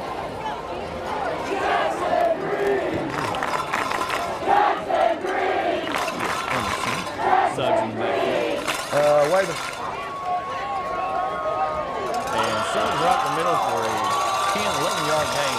for the Pioneers. Yeah, it's just right off Evans tackle Suggs with the ball Suggs, and I carrier. believe the way the Pioneer On faithful the student stop. section here below us, Number that must 20. be Justin Green. Matthew who put it Greer, in, along with number quarterback. 40, Yeah, Sam it looks like Vincent. he will come. And that's the Pioneer. First down. Really never need to press if you're the Pioneers. No, Let not Castle tonight. get all the rest he needs. Up 57-26 with 2:46 to go here in the third quarter. Green under center. Suggs in the backfield. West in motion. And they give it to West to run the end round. He's got blockers out in front of him. He's got the sideline. He's at the 20, the 15, the 10. He cuts back. He's going to be pushed out. Corey West is the ball carrier. At about the 7. Stopped on the play by number 20, Matthew Greer. Everybody in the student body, here we go. That's the Pioneer. First down. And it goes back to they've established that fullback, so what do you get? Let's run a little jet sweep. So they had the open, got a few good blocks. And if it hadn't been for Mr. Greer, he would have walked in the end zone. Let's go work out first and goal, ball on the 7-yard line. Watauga 57-26, 2:14 to go here in the third quarter. Yeah, daggone, it is just the third quarter, isn't it? Hand off up the middle of the Suggs, and he will walk into the end zone for another Pioneer touchdown. Yeah, same old story. Mr. Suggs is having a day. I'd like to, if we'll know after the game what his stats are, but he has had a big day here tonight. So Castle comes out as quarterback, and as long as you got Suggs in the backfield, I guess it doesn't really matter who hands it off to him. As long as he can get the snap and turn around and hand it off, he's okay. Absolutely. So Watauga on to the extra point. Kick. The point after by Karen Dinshaw is good. The score now, Watauga 64, Ashe County 26. Yeah, this is It's 50-50 raffle time. Listen I carefully. just didn't think it would be this lopsided right now. 50-50 raffle. We just, If you're holding gotta keep playing ticket number 155 6577 155 6577, you have won $239. You may claim your prize at the Modern Toyota ticket office on the north end of the stadium. $239 goes to ticket number 155 trying to get some positive things to 6577. happen for the next week, which we're off, but just try to let some positive things happen here. Yeah, when the game's this far to reach, the one thing I'm concerned about maybe is injury. Yeah. How long do you let those guys play? Well, and like you said earlier, bad thing about that is pretty low on numbers, so you can't really do a whole lot. No. So, but He's back deep to receive this kickoff. Out and back once again. Got a new kicker in for the Pioneers. Coach kicks it up to Matthew Greer. Excuse me. There's Grant Thompson there. On the kickoff return, number 13, Grant Thompson. looked like a big high pooch kick. Stopped on the play by number 9, Remember, Zach Johnson, much time number easier 15, to cover, Philip and Crooked. the Pioneers done a good job covering that kick. With the 51 to go here in the third quarter, Huskies take over. First and 10, Huskies. The ball is spotted on the 32-yard line. Let's see if we can score a little score right here, guys. Ellis once again the shotgun. He's got strips to his right. He's got Judd down here in the slot to his left. Ellis And Mr. Revis is back on the field, so that's good to takes see. a snap, looks right, looks at Grant on the crossing route, and Grant breaks away, and he will go to 20, 15, 10, 5, touchdown, Huskies. The pass from Colin Ellis Very to nice number play 13, there by the Grant Huskies. Very Thompson nice is play good. there by the A Huskies. Good route. 68-yard Ellis laid it touchdown. right on the money, and Pass. Mr. Touchdown, Thompson made a good Huskies. catch and outrun the defense for a touchdown. We'll take another look at it here on our K&K Sticks on the Screen instant replay.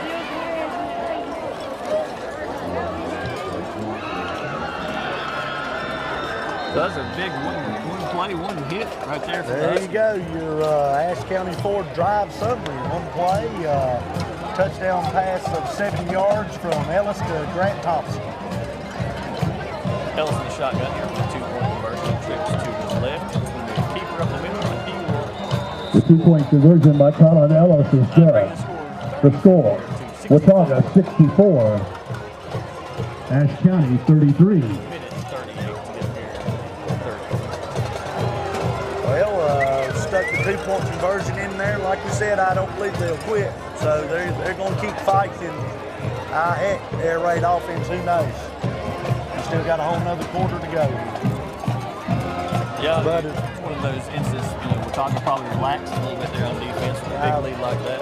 Yeah, they probably, like you say, let down a little maybe, but very, very nice throw and catch for the Husky touchdown right there. Well, we've seen him pop it in the last couple of weeks. I'm sure he was not happy about giving up that play. Oh, absolutely big not. touchdown, Yeah, regardless of what the scoreboard was. Yeah, coaches are never happy. No. They ain't happy until it says zeros on the scoreboard and you're ahead. So he's definitely not happy with them giving up that score, I'm sure.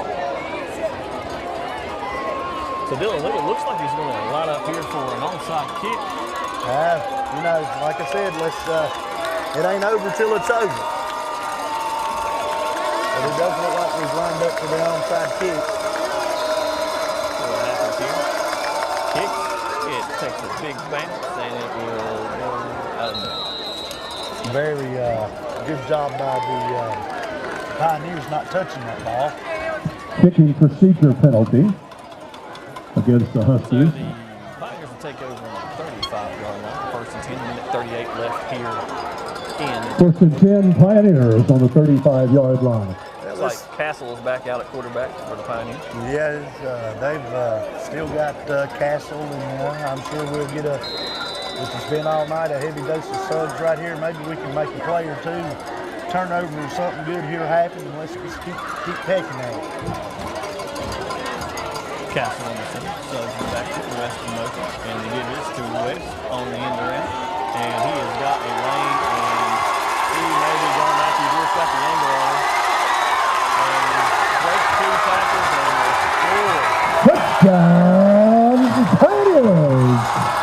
65-yard run by number 12, Corey West. I've watched Matthew Greer play a lot back here at safety, and he's made a lot of touchdown-saving tackles, but Mr. West just shook free there and then shook free of another Husky defender and took it to the house.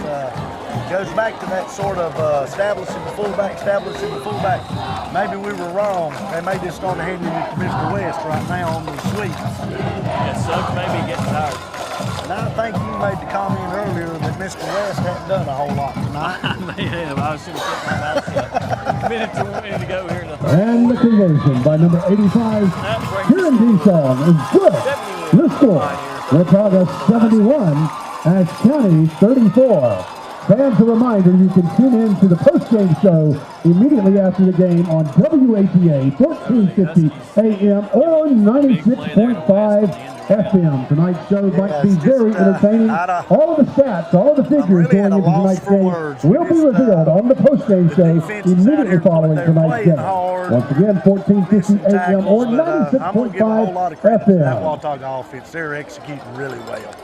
Yeah, you know, the Huskies will face Alexander Central later in the year, and Alexander Central beat Watauga by at least 2 scores, so, you know, that's when you want to walk in the calendar.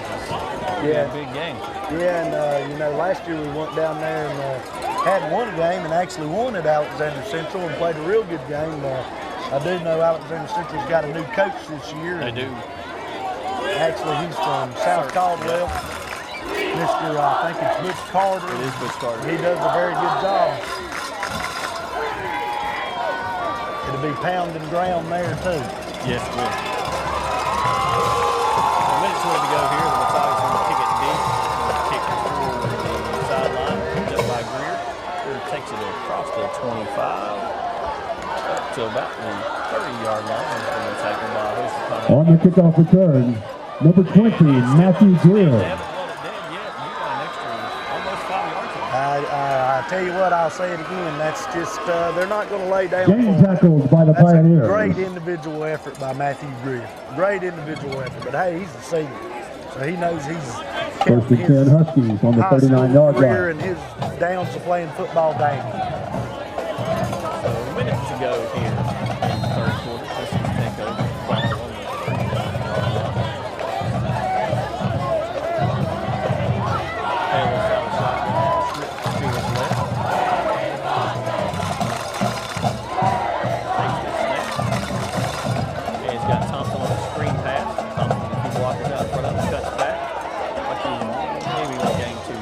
pass is complete to number 13, Grant Thompson. We've run that play a few times tonight, and Stopped on the play by number 21, Grayson Miller. But we didn't have a whole lot Pick up of 2, right second there. down and 8. Good, nice, hard run by Mr. Thompson to pick up what he picked up. Yeah, he really got a couple yards out of nothing there. That was back to shotgun. Second down, open go, clock running, 30 seconds to go here in the third quarter. Takes a snap. Looks across the middle. He's got Coldiron just out. Pass intended for number 2, Corbin Coldiron, incomplete. Like I said earlier, with the Pioneers in this league, they're really playing far back on us. They're going to give us the little short routes and stuff like that and try to come up and tackle. He's really going to have to drop that ball in there pretty daggone good to get that in there. Yeah, it's the front seven's bringing pressure, and the backs are just kind of sitting away. Yes, they are. 16 seconds to go here in the third quarter. Ellison is done. It's going to be a keeper up the middle. He's got Revis blocking. Makes 2 or 3 Pioneers misses across the 45-yard line, almost up. Colin Ellis on the carry. There we go with that. Tackled on the play by number 16, Jackson Green. Run again, and that's a First down for the Huskies. Mr. Ellis. Yeah, he kind of gets in there behind Revis and just follows him until he finds the hole. One thing about him is I've watched him through the years, he don't seem to ever really take a good solid shot. He's very shifty. That's the end of the third quarter. Your score, Watauga 71, Ashe County 34. So as we head into the fourth quarter here, Ashe County trailing 34-71. We'll take a quick break here on the Sky Zone HD Game of the Week. When it comes to insuring your home, business, automobiles, and property, you want an agency you can depend on. Miller Insurance has been serving this region for more than 60 years and are proud to now represent Everett Cash Mutual, which specializes in insuring farm property, equipment, livestock, and more. Before you renew your insurance policies, give us a call at 336-246-7151 or come see us in downtown West Jefferson. Miller Insurance is proud to be your hometown insurance agency that supports our hometown teams. Welcome back here to the start of the fourth quarter. Huskies trailing 34-71 here at Watauga High School in Boone, North Carolina. It has not been the outcome the Huskies are hoping for. No, sir, Mr. Farmer, and no, right now it's just all about pride. It is. Keep playing and see what happens. It's just all about pride right now. And as you alluded to earlier, it's really been a big surprise. We talked on the way over and talked to several of the coaches when we got here. We really thought it'd be a close back and forth game, much like it started in the first couple of possessions. Yeah, I really didn't think it would be this score at this point in the game, but if you'd have told me they was going to put 71 points on the board, I wouldn't have thought that. I would have thought more like maybe Ashe with 34 like they got right now, and maybe Watauga right around 34 or so. I thought it'd really be a closer game. Ellis takes the ball and snap. Looks deep. He's got Thompson across the middle. Nice catch. Turns back. Breaks the tackle. The pass is complete to number 13, Grant Thompson. That's what I'm talking about Stopped right on the there. play by number 12, Corey West, along with number 25, Graydon Myers. That's the Huskies' first down. Nice play by Mr. Thompson right there.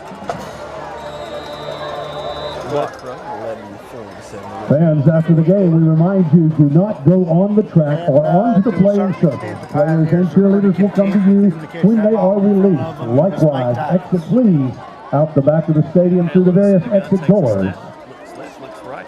And maybe a little pass interference. Penalty marker on the play. Yeah, it looks like he had Judd there on the little, Judd Price on the little seam route. First indication, pass interference against the Pioneers. A big break for the Huskies. Move the ball up 15 yards. And get the official call here.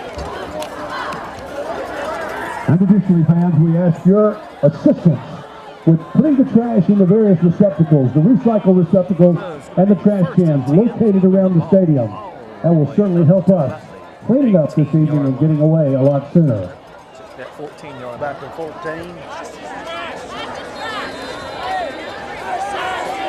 what we got good over here by one-on-one here, but I'm sure the Pioneers is coming up right here a little bit. Let's see if we start to takes a snap, gets the quarterback power, and meets one, breaks two. Colin Ellis, the ball carrier. 5-yard line. Nice hard run by Ellis. Nice hard run by Ellis right there. Stopped for the play by number 30.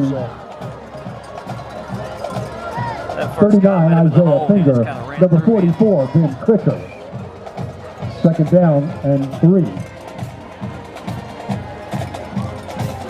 Oh, it's going to bring up second down and 3 to go. Ball on the 7-yard See line. what? I think this may be another run with Ellis right here.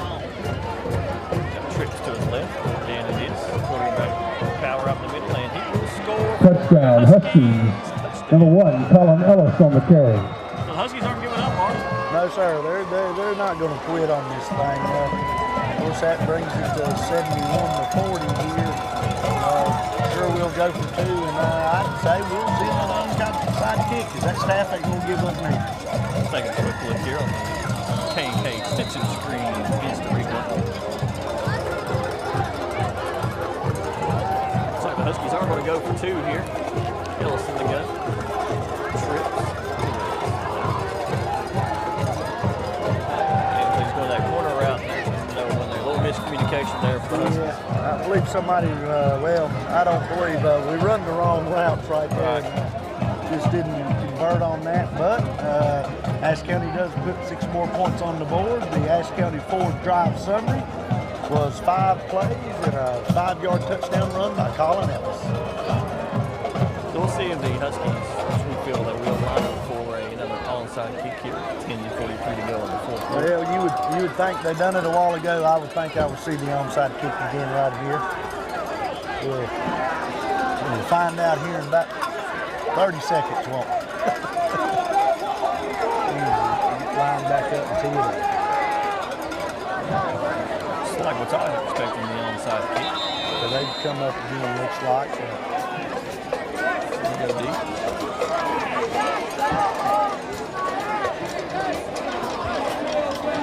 Looks like Dillon's definitely going to line up for the onside kick. Yeah, he's teeing it up.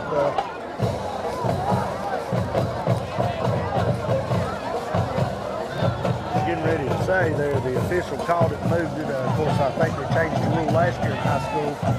You got to have the same number of people on the side of the football as you do on each side of the ball. They won't let you load up and kick it onside that way and have everybody over there. There's a kick, takes the bounce, and onside recovered. That was close. That was close recovered by the Huskies. That was a pretty good onside kick. We got the good second bounce with a nice play by the Watauga guy there to make sure he fell on that football. The onside kick recovered by number 15, Philip Kukas. Watauga's going to take over. First and 10, Pioneers on the 49-yard line. Green may be in at quarterback. Yeah, it looks like Mr. Green's going in at quarterback, and I believe that's number 32. Is that not Mr. Suggs coming to the That is sideline? Suggs coming to the sideline, so it looks like their night might be done. Yeah, they're not probably done.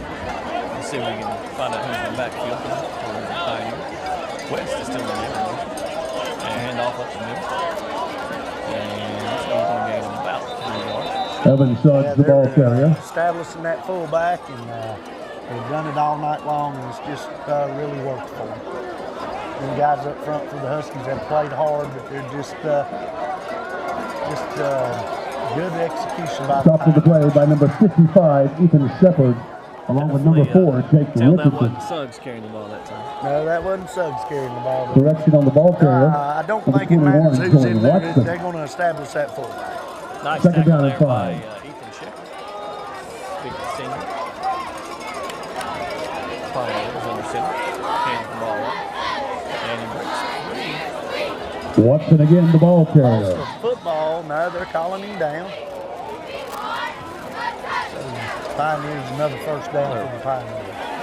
Tacklers on the play, number 14, Alex LaCroix. Number 40, Sam Henson. Finished off by number 2, Corbin Coldiron.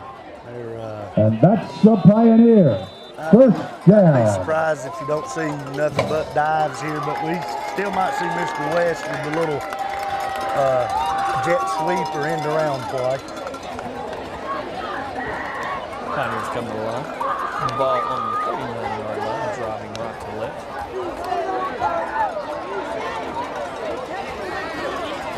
Pioneer in motion, like Williams in motion. Hand off up the middle. And tackled by Post Troy Watson is the ball carrier. Another 9. Stop to the play by carry number up the middle 20, for 9 Matthew yards. Greer.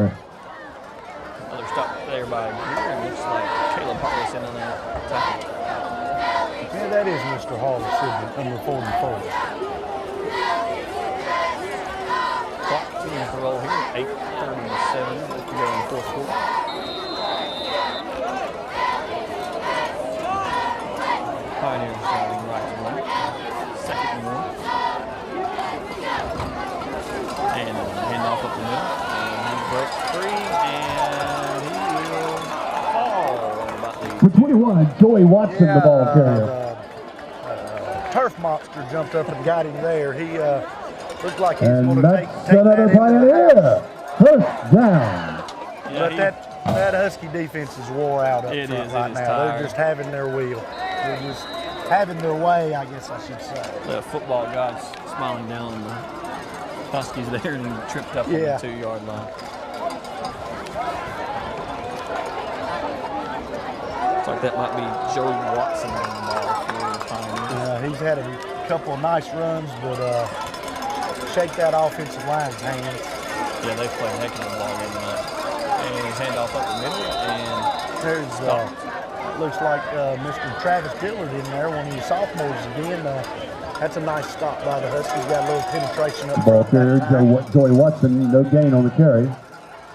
so the scoreboard's not what you want to see from the Huskies. No, sir. It's But just, playing these sophomores, it's a good experience for yeah, them. yeah. It's I mean, paving the way for the future. the future looks bright. A lot of good sophomore linemen. They continue to work and get in the weight room and some off summer stuff. But the future looks bright for the Huskies. Pioneers and handoff up the middle, and looks like it is a touchdown. Touchdown, Pioneers. For 21, Joey Watson with a 3-yard Pioneers scamper. continue to pour it on here. They score 77-40, 6:52 to go here. Yeah, they do have a lot of clean jerseys out there, so you can't tell them kids not to play hard. He kept it on the ground. So we just really had a hard time stopping the fullback tonight. Stuff we'll work on, I'm sure, as practice comes along, because later on in the season they're going to see this same type of offensive start. So here's the kick. A conversion by number 85. Sharon I'm Ginsong not is sure, good. but I don't The believe score, they missed that Watauga extra point 78. kick tonight, neither. Ashe County 40. Keep the ball well. That's been Lyndon Castle holding there. Castle kind of does a little bit of everything for the Pioneers. He sure does. He's looks like he's a big clog. Kicks, quarterback, and does a whole lot of stuff. Well, as we said earlier, we'll get the ball back here and just see if we can try to tack another one on and go from there. It's just one ball game of the year, and Yeah, you Good got to sir. remember it's a non-conference game. non-conference game. You're learning, like you say, them sophomores by the time we start conference play, probably won't be able to call them sophomores anymore. They have grown up some. So. No, the Huskies back deep. And I'll say this for the Huskies, they still hadn't hung their head. They're still playing hard. They have, and hats off to that coaching staff. Keeping them around. Oh yeah, they're still working hard over there. Only the Pioneers are lining up. You see they still continue to do the fake onside kick here. Did we change kickers? Looks like we have. Yeah. And he's still going to continue to play. And we got a whistle. Stop. Timeout on the field. Pioneers. Timeout, I don't know what Pioneers. that timeout was about, but maybe they didn't have enough kids on the field. Yeah, when you're up 78, Yeah, you can- 40 with 6:53 to go in the fourth quarter. The focus is probably not as good as it once was. No.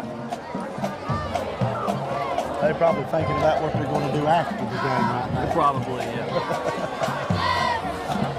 Yeah. Big rivalry game like this, I'm sure the Pioneers are going to try to go out and celebrate a little bit after a victory like this. Oh, yeah. Yeah. I will say, for a 4A high school, I expected the student section to be a little bigger. Yeah, I did too. Yeah. They've got a good student section, and they've been loud They tonight. have They've been had loud. lots to cheer for. And They have rung those cowbells, everything they have. Yeah, I'm about tired of listening to them Cowboys. Yeah. So now they've talked about kind of timeout and how they want to kick this ball. 6:53 to go here in the fourth quarter. That just goes to show you, Coach Halleck down there, he's still coaching. He is still coaching. He didn't expect perfection. didn't like that they didn't have enough kids on the field, so he's going to make sure they got to have enough kids on the field. And probably wants to kick it deep. It's going to angle out of bounds. And another Procedure penalty against the Pioneers. Huskies will take it on the 35 and see what we can do here. The ball comes out to the 35-yard line, 1st and 10, Ashe County.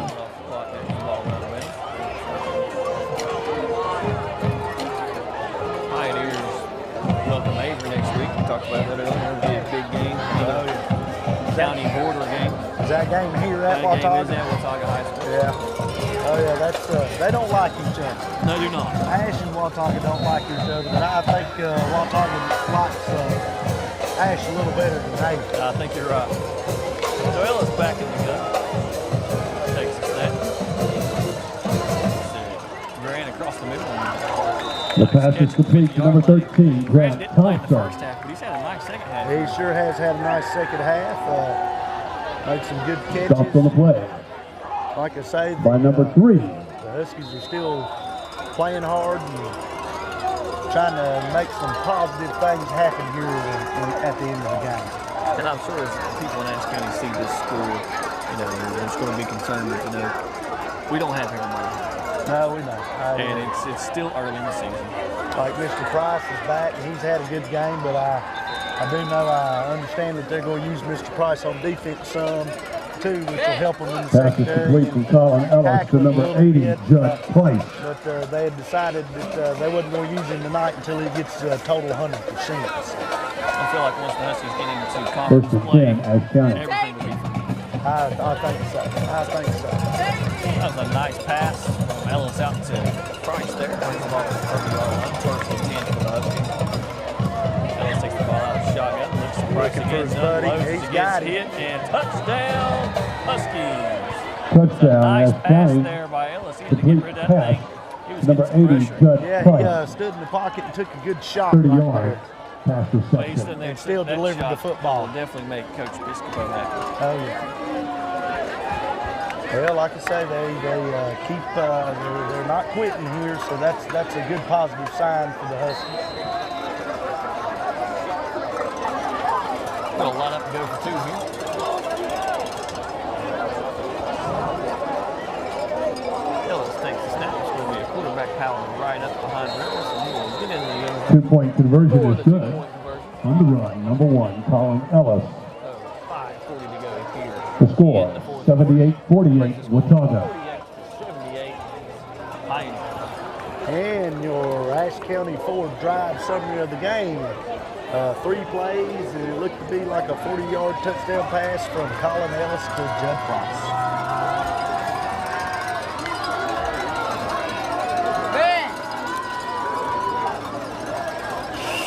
So 5:40 to go here in the fourth quarter. Touchdown try, 48-78. Looks like they'll probably line up for another onside kick.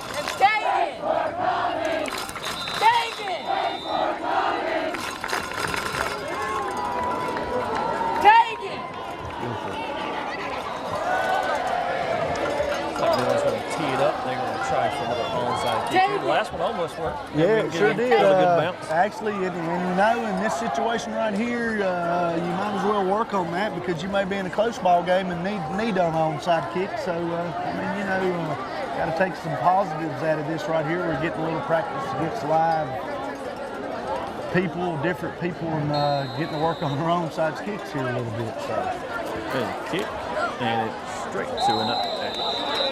we didn't get the second bounce that time. No. The Pioneers will take it over to 49. Onside kick. Recovered by number 15, Philip Shipkus. Now let's see if that defense can hold 1st up and one 10, time Pioneers here. on the 49-yard line. See if we can get it back and maybe score another one.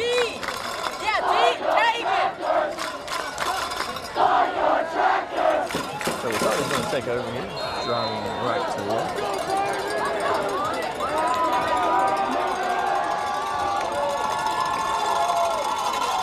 Williams in motion. And Huskies.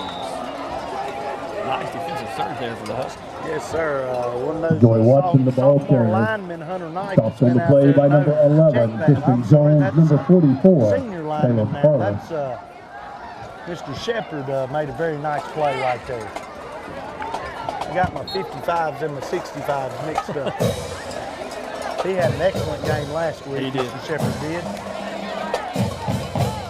So the clock continues to go here. 4:49 to go in the fourth quarter. Watauga is 49, caught the 50-yard line. And they're content to Second stand team. up there and let the play clock run all the way down and try to get this clock burned off. And off to the man in motion. And Jake Richardson in the backfield for a nice tackle. Makes a very nice play right there. He did try the little jet sweep again, and Mr. Richardson stayed home and done his job.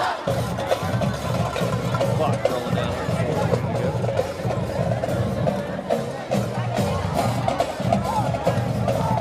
Play clock. Start the play clock. I think the officials trying to help everybody out there. They're ready to go home I think they're too. ready to get out of here. just He as bad as delayed the everyone start else. of that play clock a little bit, but that's okay. Clock's running down. Under 4 minutes left. Man in motion. Takes the snap. And around, end around. He's got a seam. Nice run there. Probably enough for a Pioneer first down. The ball carrier, number 11, Damon Morris. And actually, Caleb Harless done a very nice Stopped in job the play by of number turning that 20, play back Matthew in Greer. right there. Number 40, Sam Henson. Linebackers must have got picked off because linebacker's supposed to fill that hole right Fourth there. down and 1. Clock's rolling. We're called 4th and 1. It's not a long one. Not a long one for sure. And the referee again has just marked it ready for play. They're going to be content to let it run all the way down, which that's a pretty good strategy. 4th and 1. Watauga still not going to punt here in the center. And got to fall forward. Got a fumbled snap there, I believe, and he fell on it. But you know what? I think he depends on where they spot it. They may give him a first down on it. I know. Pretty close. Can they measure it here? Well, we've got our chain guy over there thinks it's Timeout first down for a because he measurement. changed the down marker. Looks like they're going to measure this. They bring the chains up. 2:42 to go here in the fourth quarter. Huskies trailing 58-78. Ball on the 41-yard line. May I have your attention, please? May I have your attention, please? And Donadio, please come to the press box. And Donadio, please come to the press box. Looks like the Huskies held right there. That was Good. a nice defensive stop there. Nice defensive, something to build on going into the bye week and getting ready for highlight in a couple of weeks. That defensive squad has got to be worn out. They've been out there a lot tonight. 2:42 to go here. Huskies take over. Like Ellis remains in the game. Yeah, the Huskies have still got their And Hobbick's going to take a timeout and talk with someone. He is not happy. He is not happy. For a coach with a 30-point lead, you sure can tell it looking at him. He is not happy.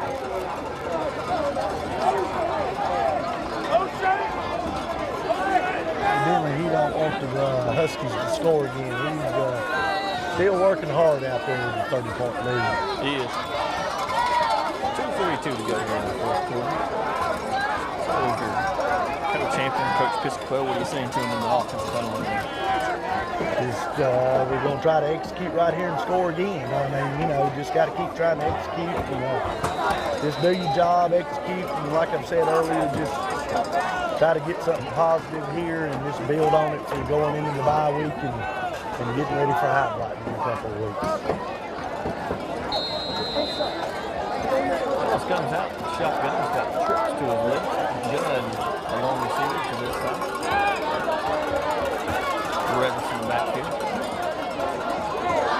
Takes the snap, looks to Thompson on the bubble screen. He's got a few blockers out in front, and he's Good got block. a thing up to about the 50-yard line, up for Huskies first down. They Huskies have run that little bubble screen tonight with some success, and real nice block by Simon Houck out there on the edge to help Mr. Thompson get enough yardage for that first Going down. to run that wide receiver bubble screen. Your wide receiver got the block downfield. They sure do. For it to be successful, they do. It's like we're going to flip the wide receivers to this side. Puts Judd across the middle. He's got Judd on a nice pass up to about. The pass is complete to number 80, Judd Price. Yeah, just sort of Stopped on the play by number 4, Jamie Goff. hitting that seam route again to Judd. They like that First play. and 10, Huskies. Nice stop by number 4 there for the Pioneers. 2 minutes to go here in the first quarter. Ellis in the shotgun. 2x2 set for Huskies. Takes a snap. Looks to Thompson on the out route. Then makes a move, makes a guy miss, and gets up to about the 12 Pass is mark. complete to number play there by 13, Thompson. Grant Yeah, Thompson. very nice play to shake you away from 2 defenders and get an extra 3 or 4 yards there. Pioneer tacklers, number 11, David Morris, and number 4, Jamie Goff. Another first down for the Huskies. I think once you get a full game with Price and a full game with Thompson, it's going to be a different Huskies team. I think so. And I hope Mr. Shepard ain't hurt too bad. I hadn't seen him come back in the game. I hope he's fine. Yeah, I hope Will Taylor also. Yes, sir. I hope Will Taylor's fine. It looks like some movement. Couldn't really tell who that was on. It's going to be False start. Huskies. Ashe County. Going to back them up here. Pioneers looks like they've put some subs in here. That's good. All the kids work hard and they all need to play a little bit. It's going to be first and 15, ball and 17 here for the Huskies. A minute 23 to go in the fourth quarter. Clock spins away. Ellis takes a snap. Looks to Judd, another reach. It looked like we wasn't set over there. Our receivers looked set False over start. there. Ashe County. Yeah. Back-to-back false start penalties for the Huskies. They backed them up to a first and 20 here. Minute 12 to go here in the game. Ball on 22-yard line. So he had a couple nice receptions there and moved the ball down, and then they backed themselves up a little bit. Penalties will kill you. I don't know why the clock's not running here, but the official asked for the clock to be running, and they're not running. Yeah, it starts. And I'd say both coaching staffs want the clock running. And get out Ellis of here. looks on a wheel route and almost brought in one-handed. Pass intended for Simon Houck. Incomplete. That was a nice play, just a little off the Once screen. again, football action next week. A reminder, change of schedule. On Wednesday, the senior varsity will play at Avery on Wednesday. We'll be right back here at Jack Rose Stadium next Friday night. The Vikings come over Bring up second and 20. for another border rivalry game. Ellis looks. He's got an open receiver. Grant just a little off. Pass incomplete to number 13, That's a Grant little, Thompson. he sailed that one a little bit. Thompson made a good effort to catch the football. Incomplete pass that. Looks like here. A little bit. I thought maybe Coach Hampton might have told him over there, like they run a few seconds off there. I thought Coach Hampton might have just looked at him and said, let's let this thing run. But they did finally stop the clock. 46.7 seconds to go here. Ellis in the shotgun. Third and 20. That's some pressure up the middle. He's going to tuck it and run. He's going to try to get up to the 15-yard line. Ellis on the ball carry. Running out of bounds. They're still trying to get this ball in here. That's good. No quitting the Huskies tonight. We'll bring up fourth down for the Huskies. About, we'll say, 15.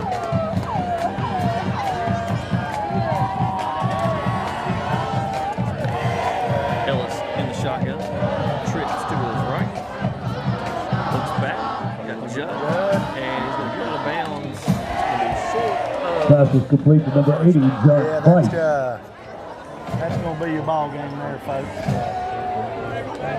29.5 seconds to go. First and Watauga's goal going for to take the it. Huskies. They'll probably just take a knee here. I would think so. The victory I would formation. think so. We got a Watauga player down there. He must be cramping up. Stop play here. This Watauga player. Looks like they're stretching him out for Cramp.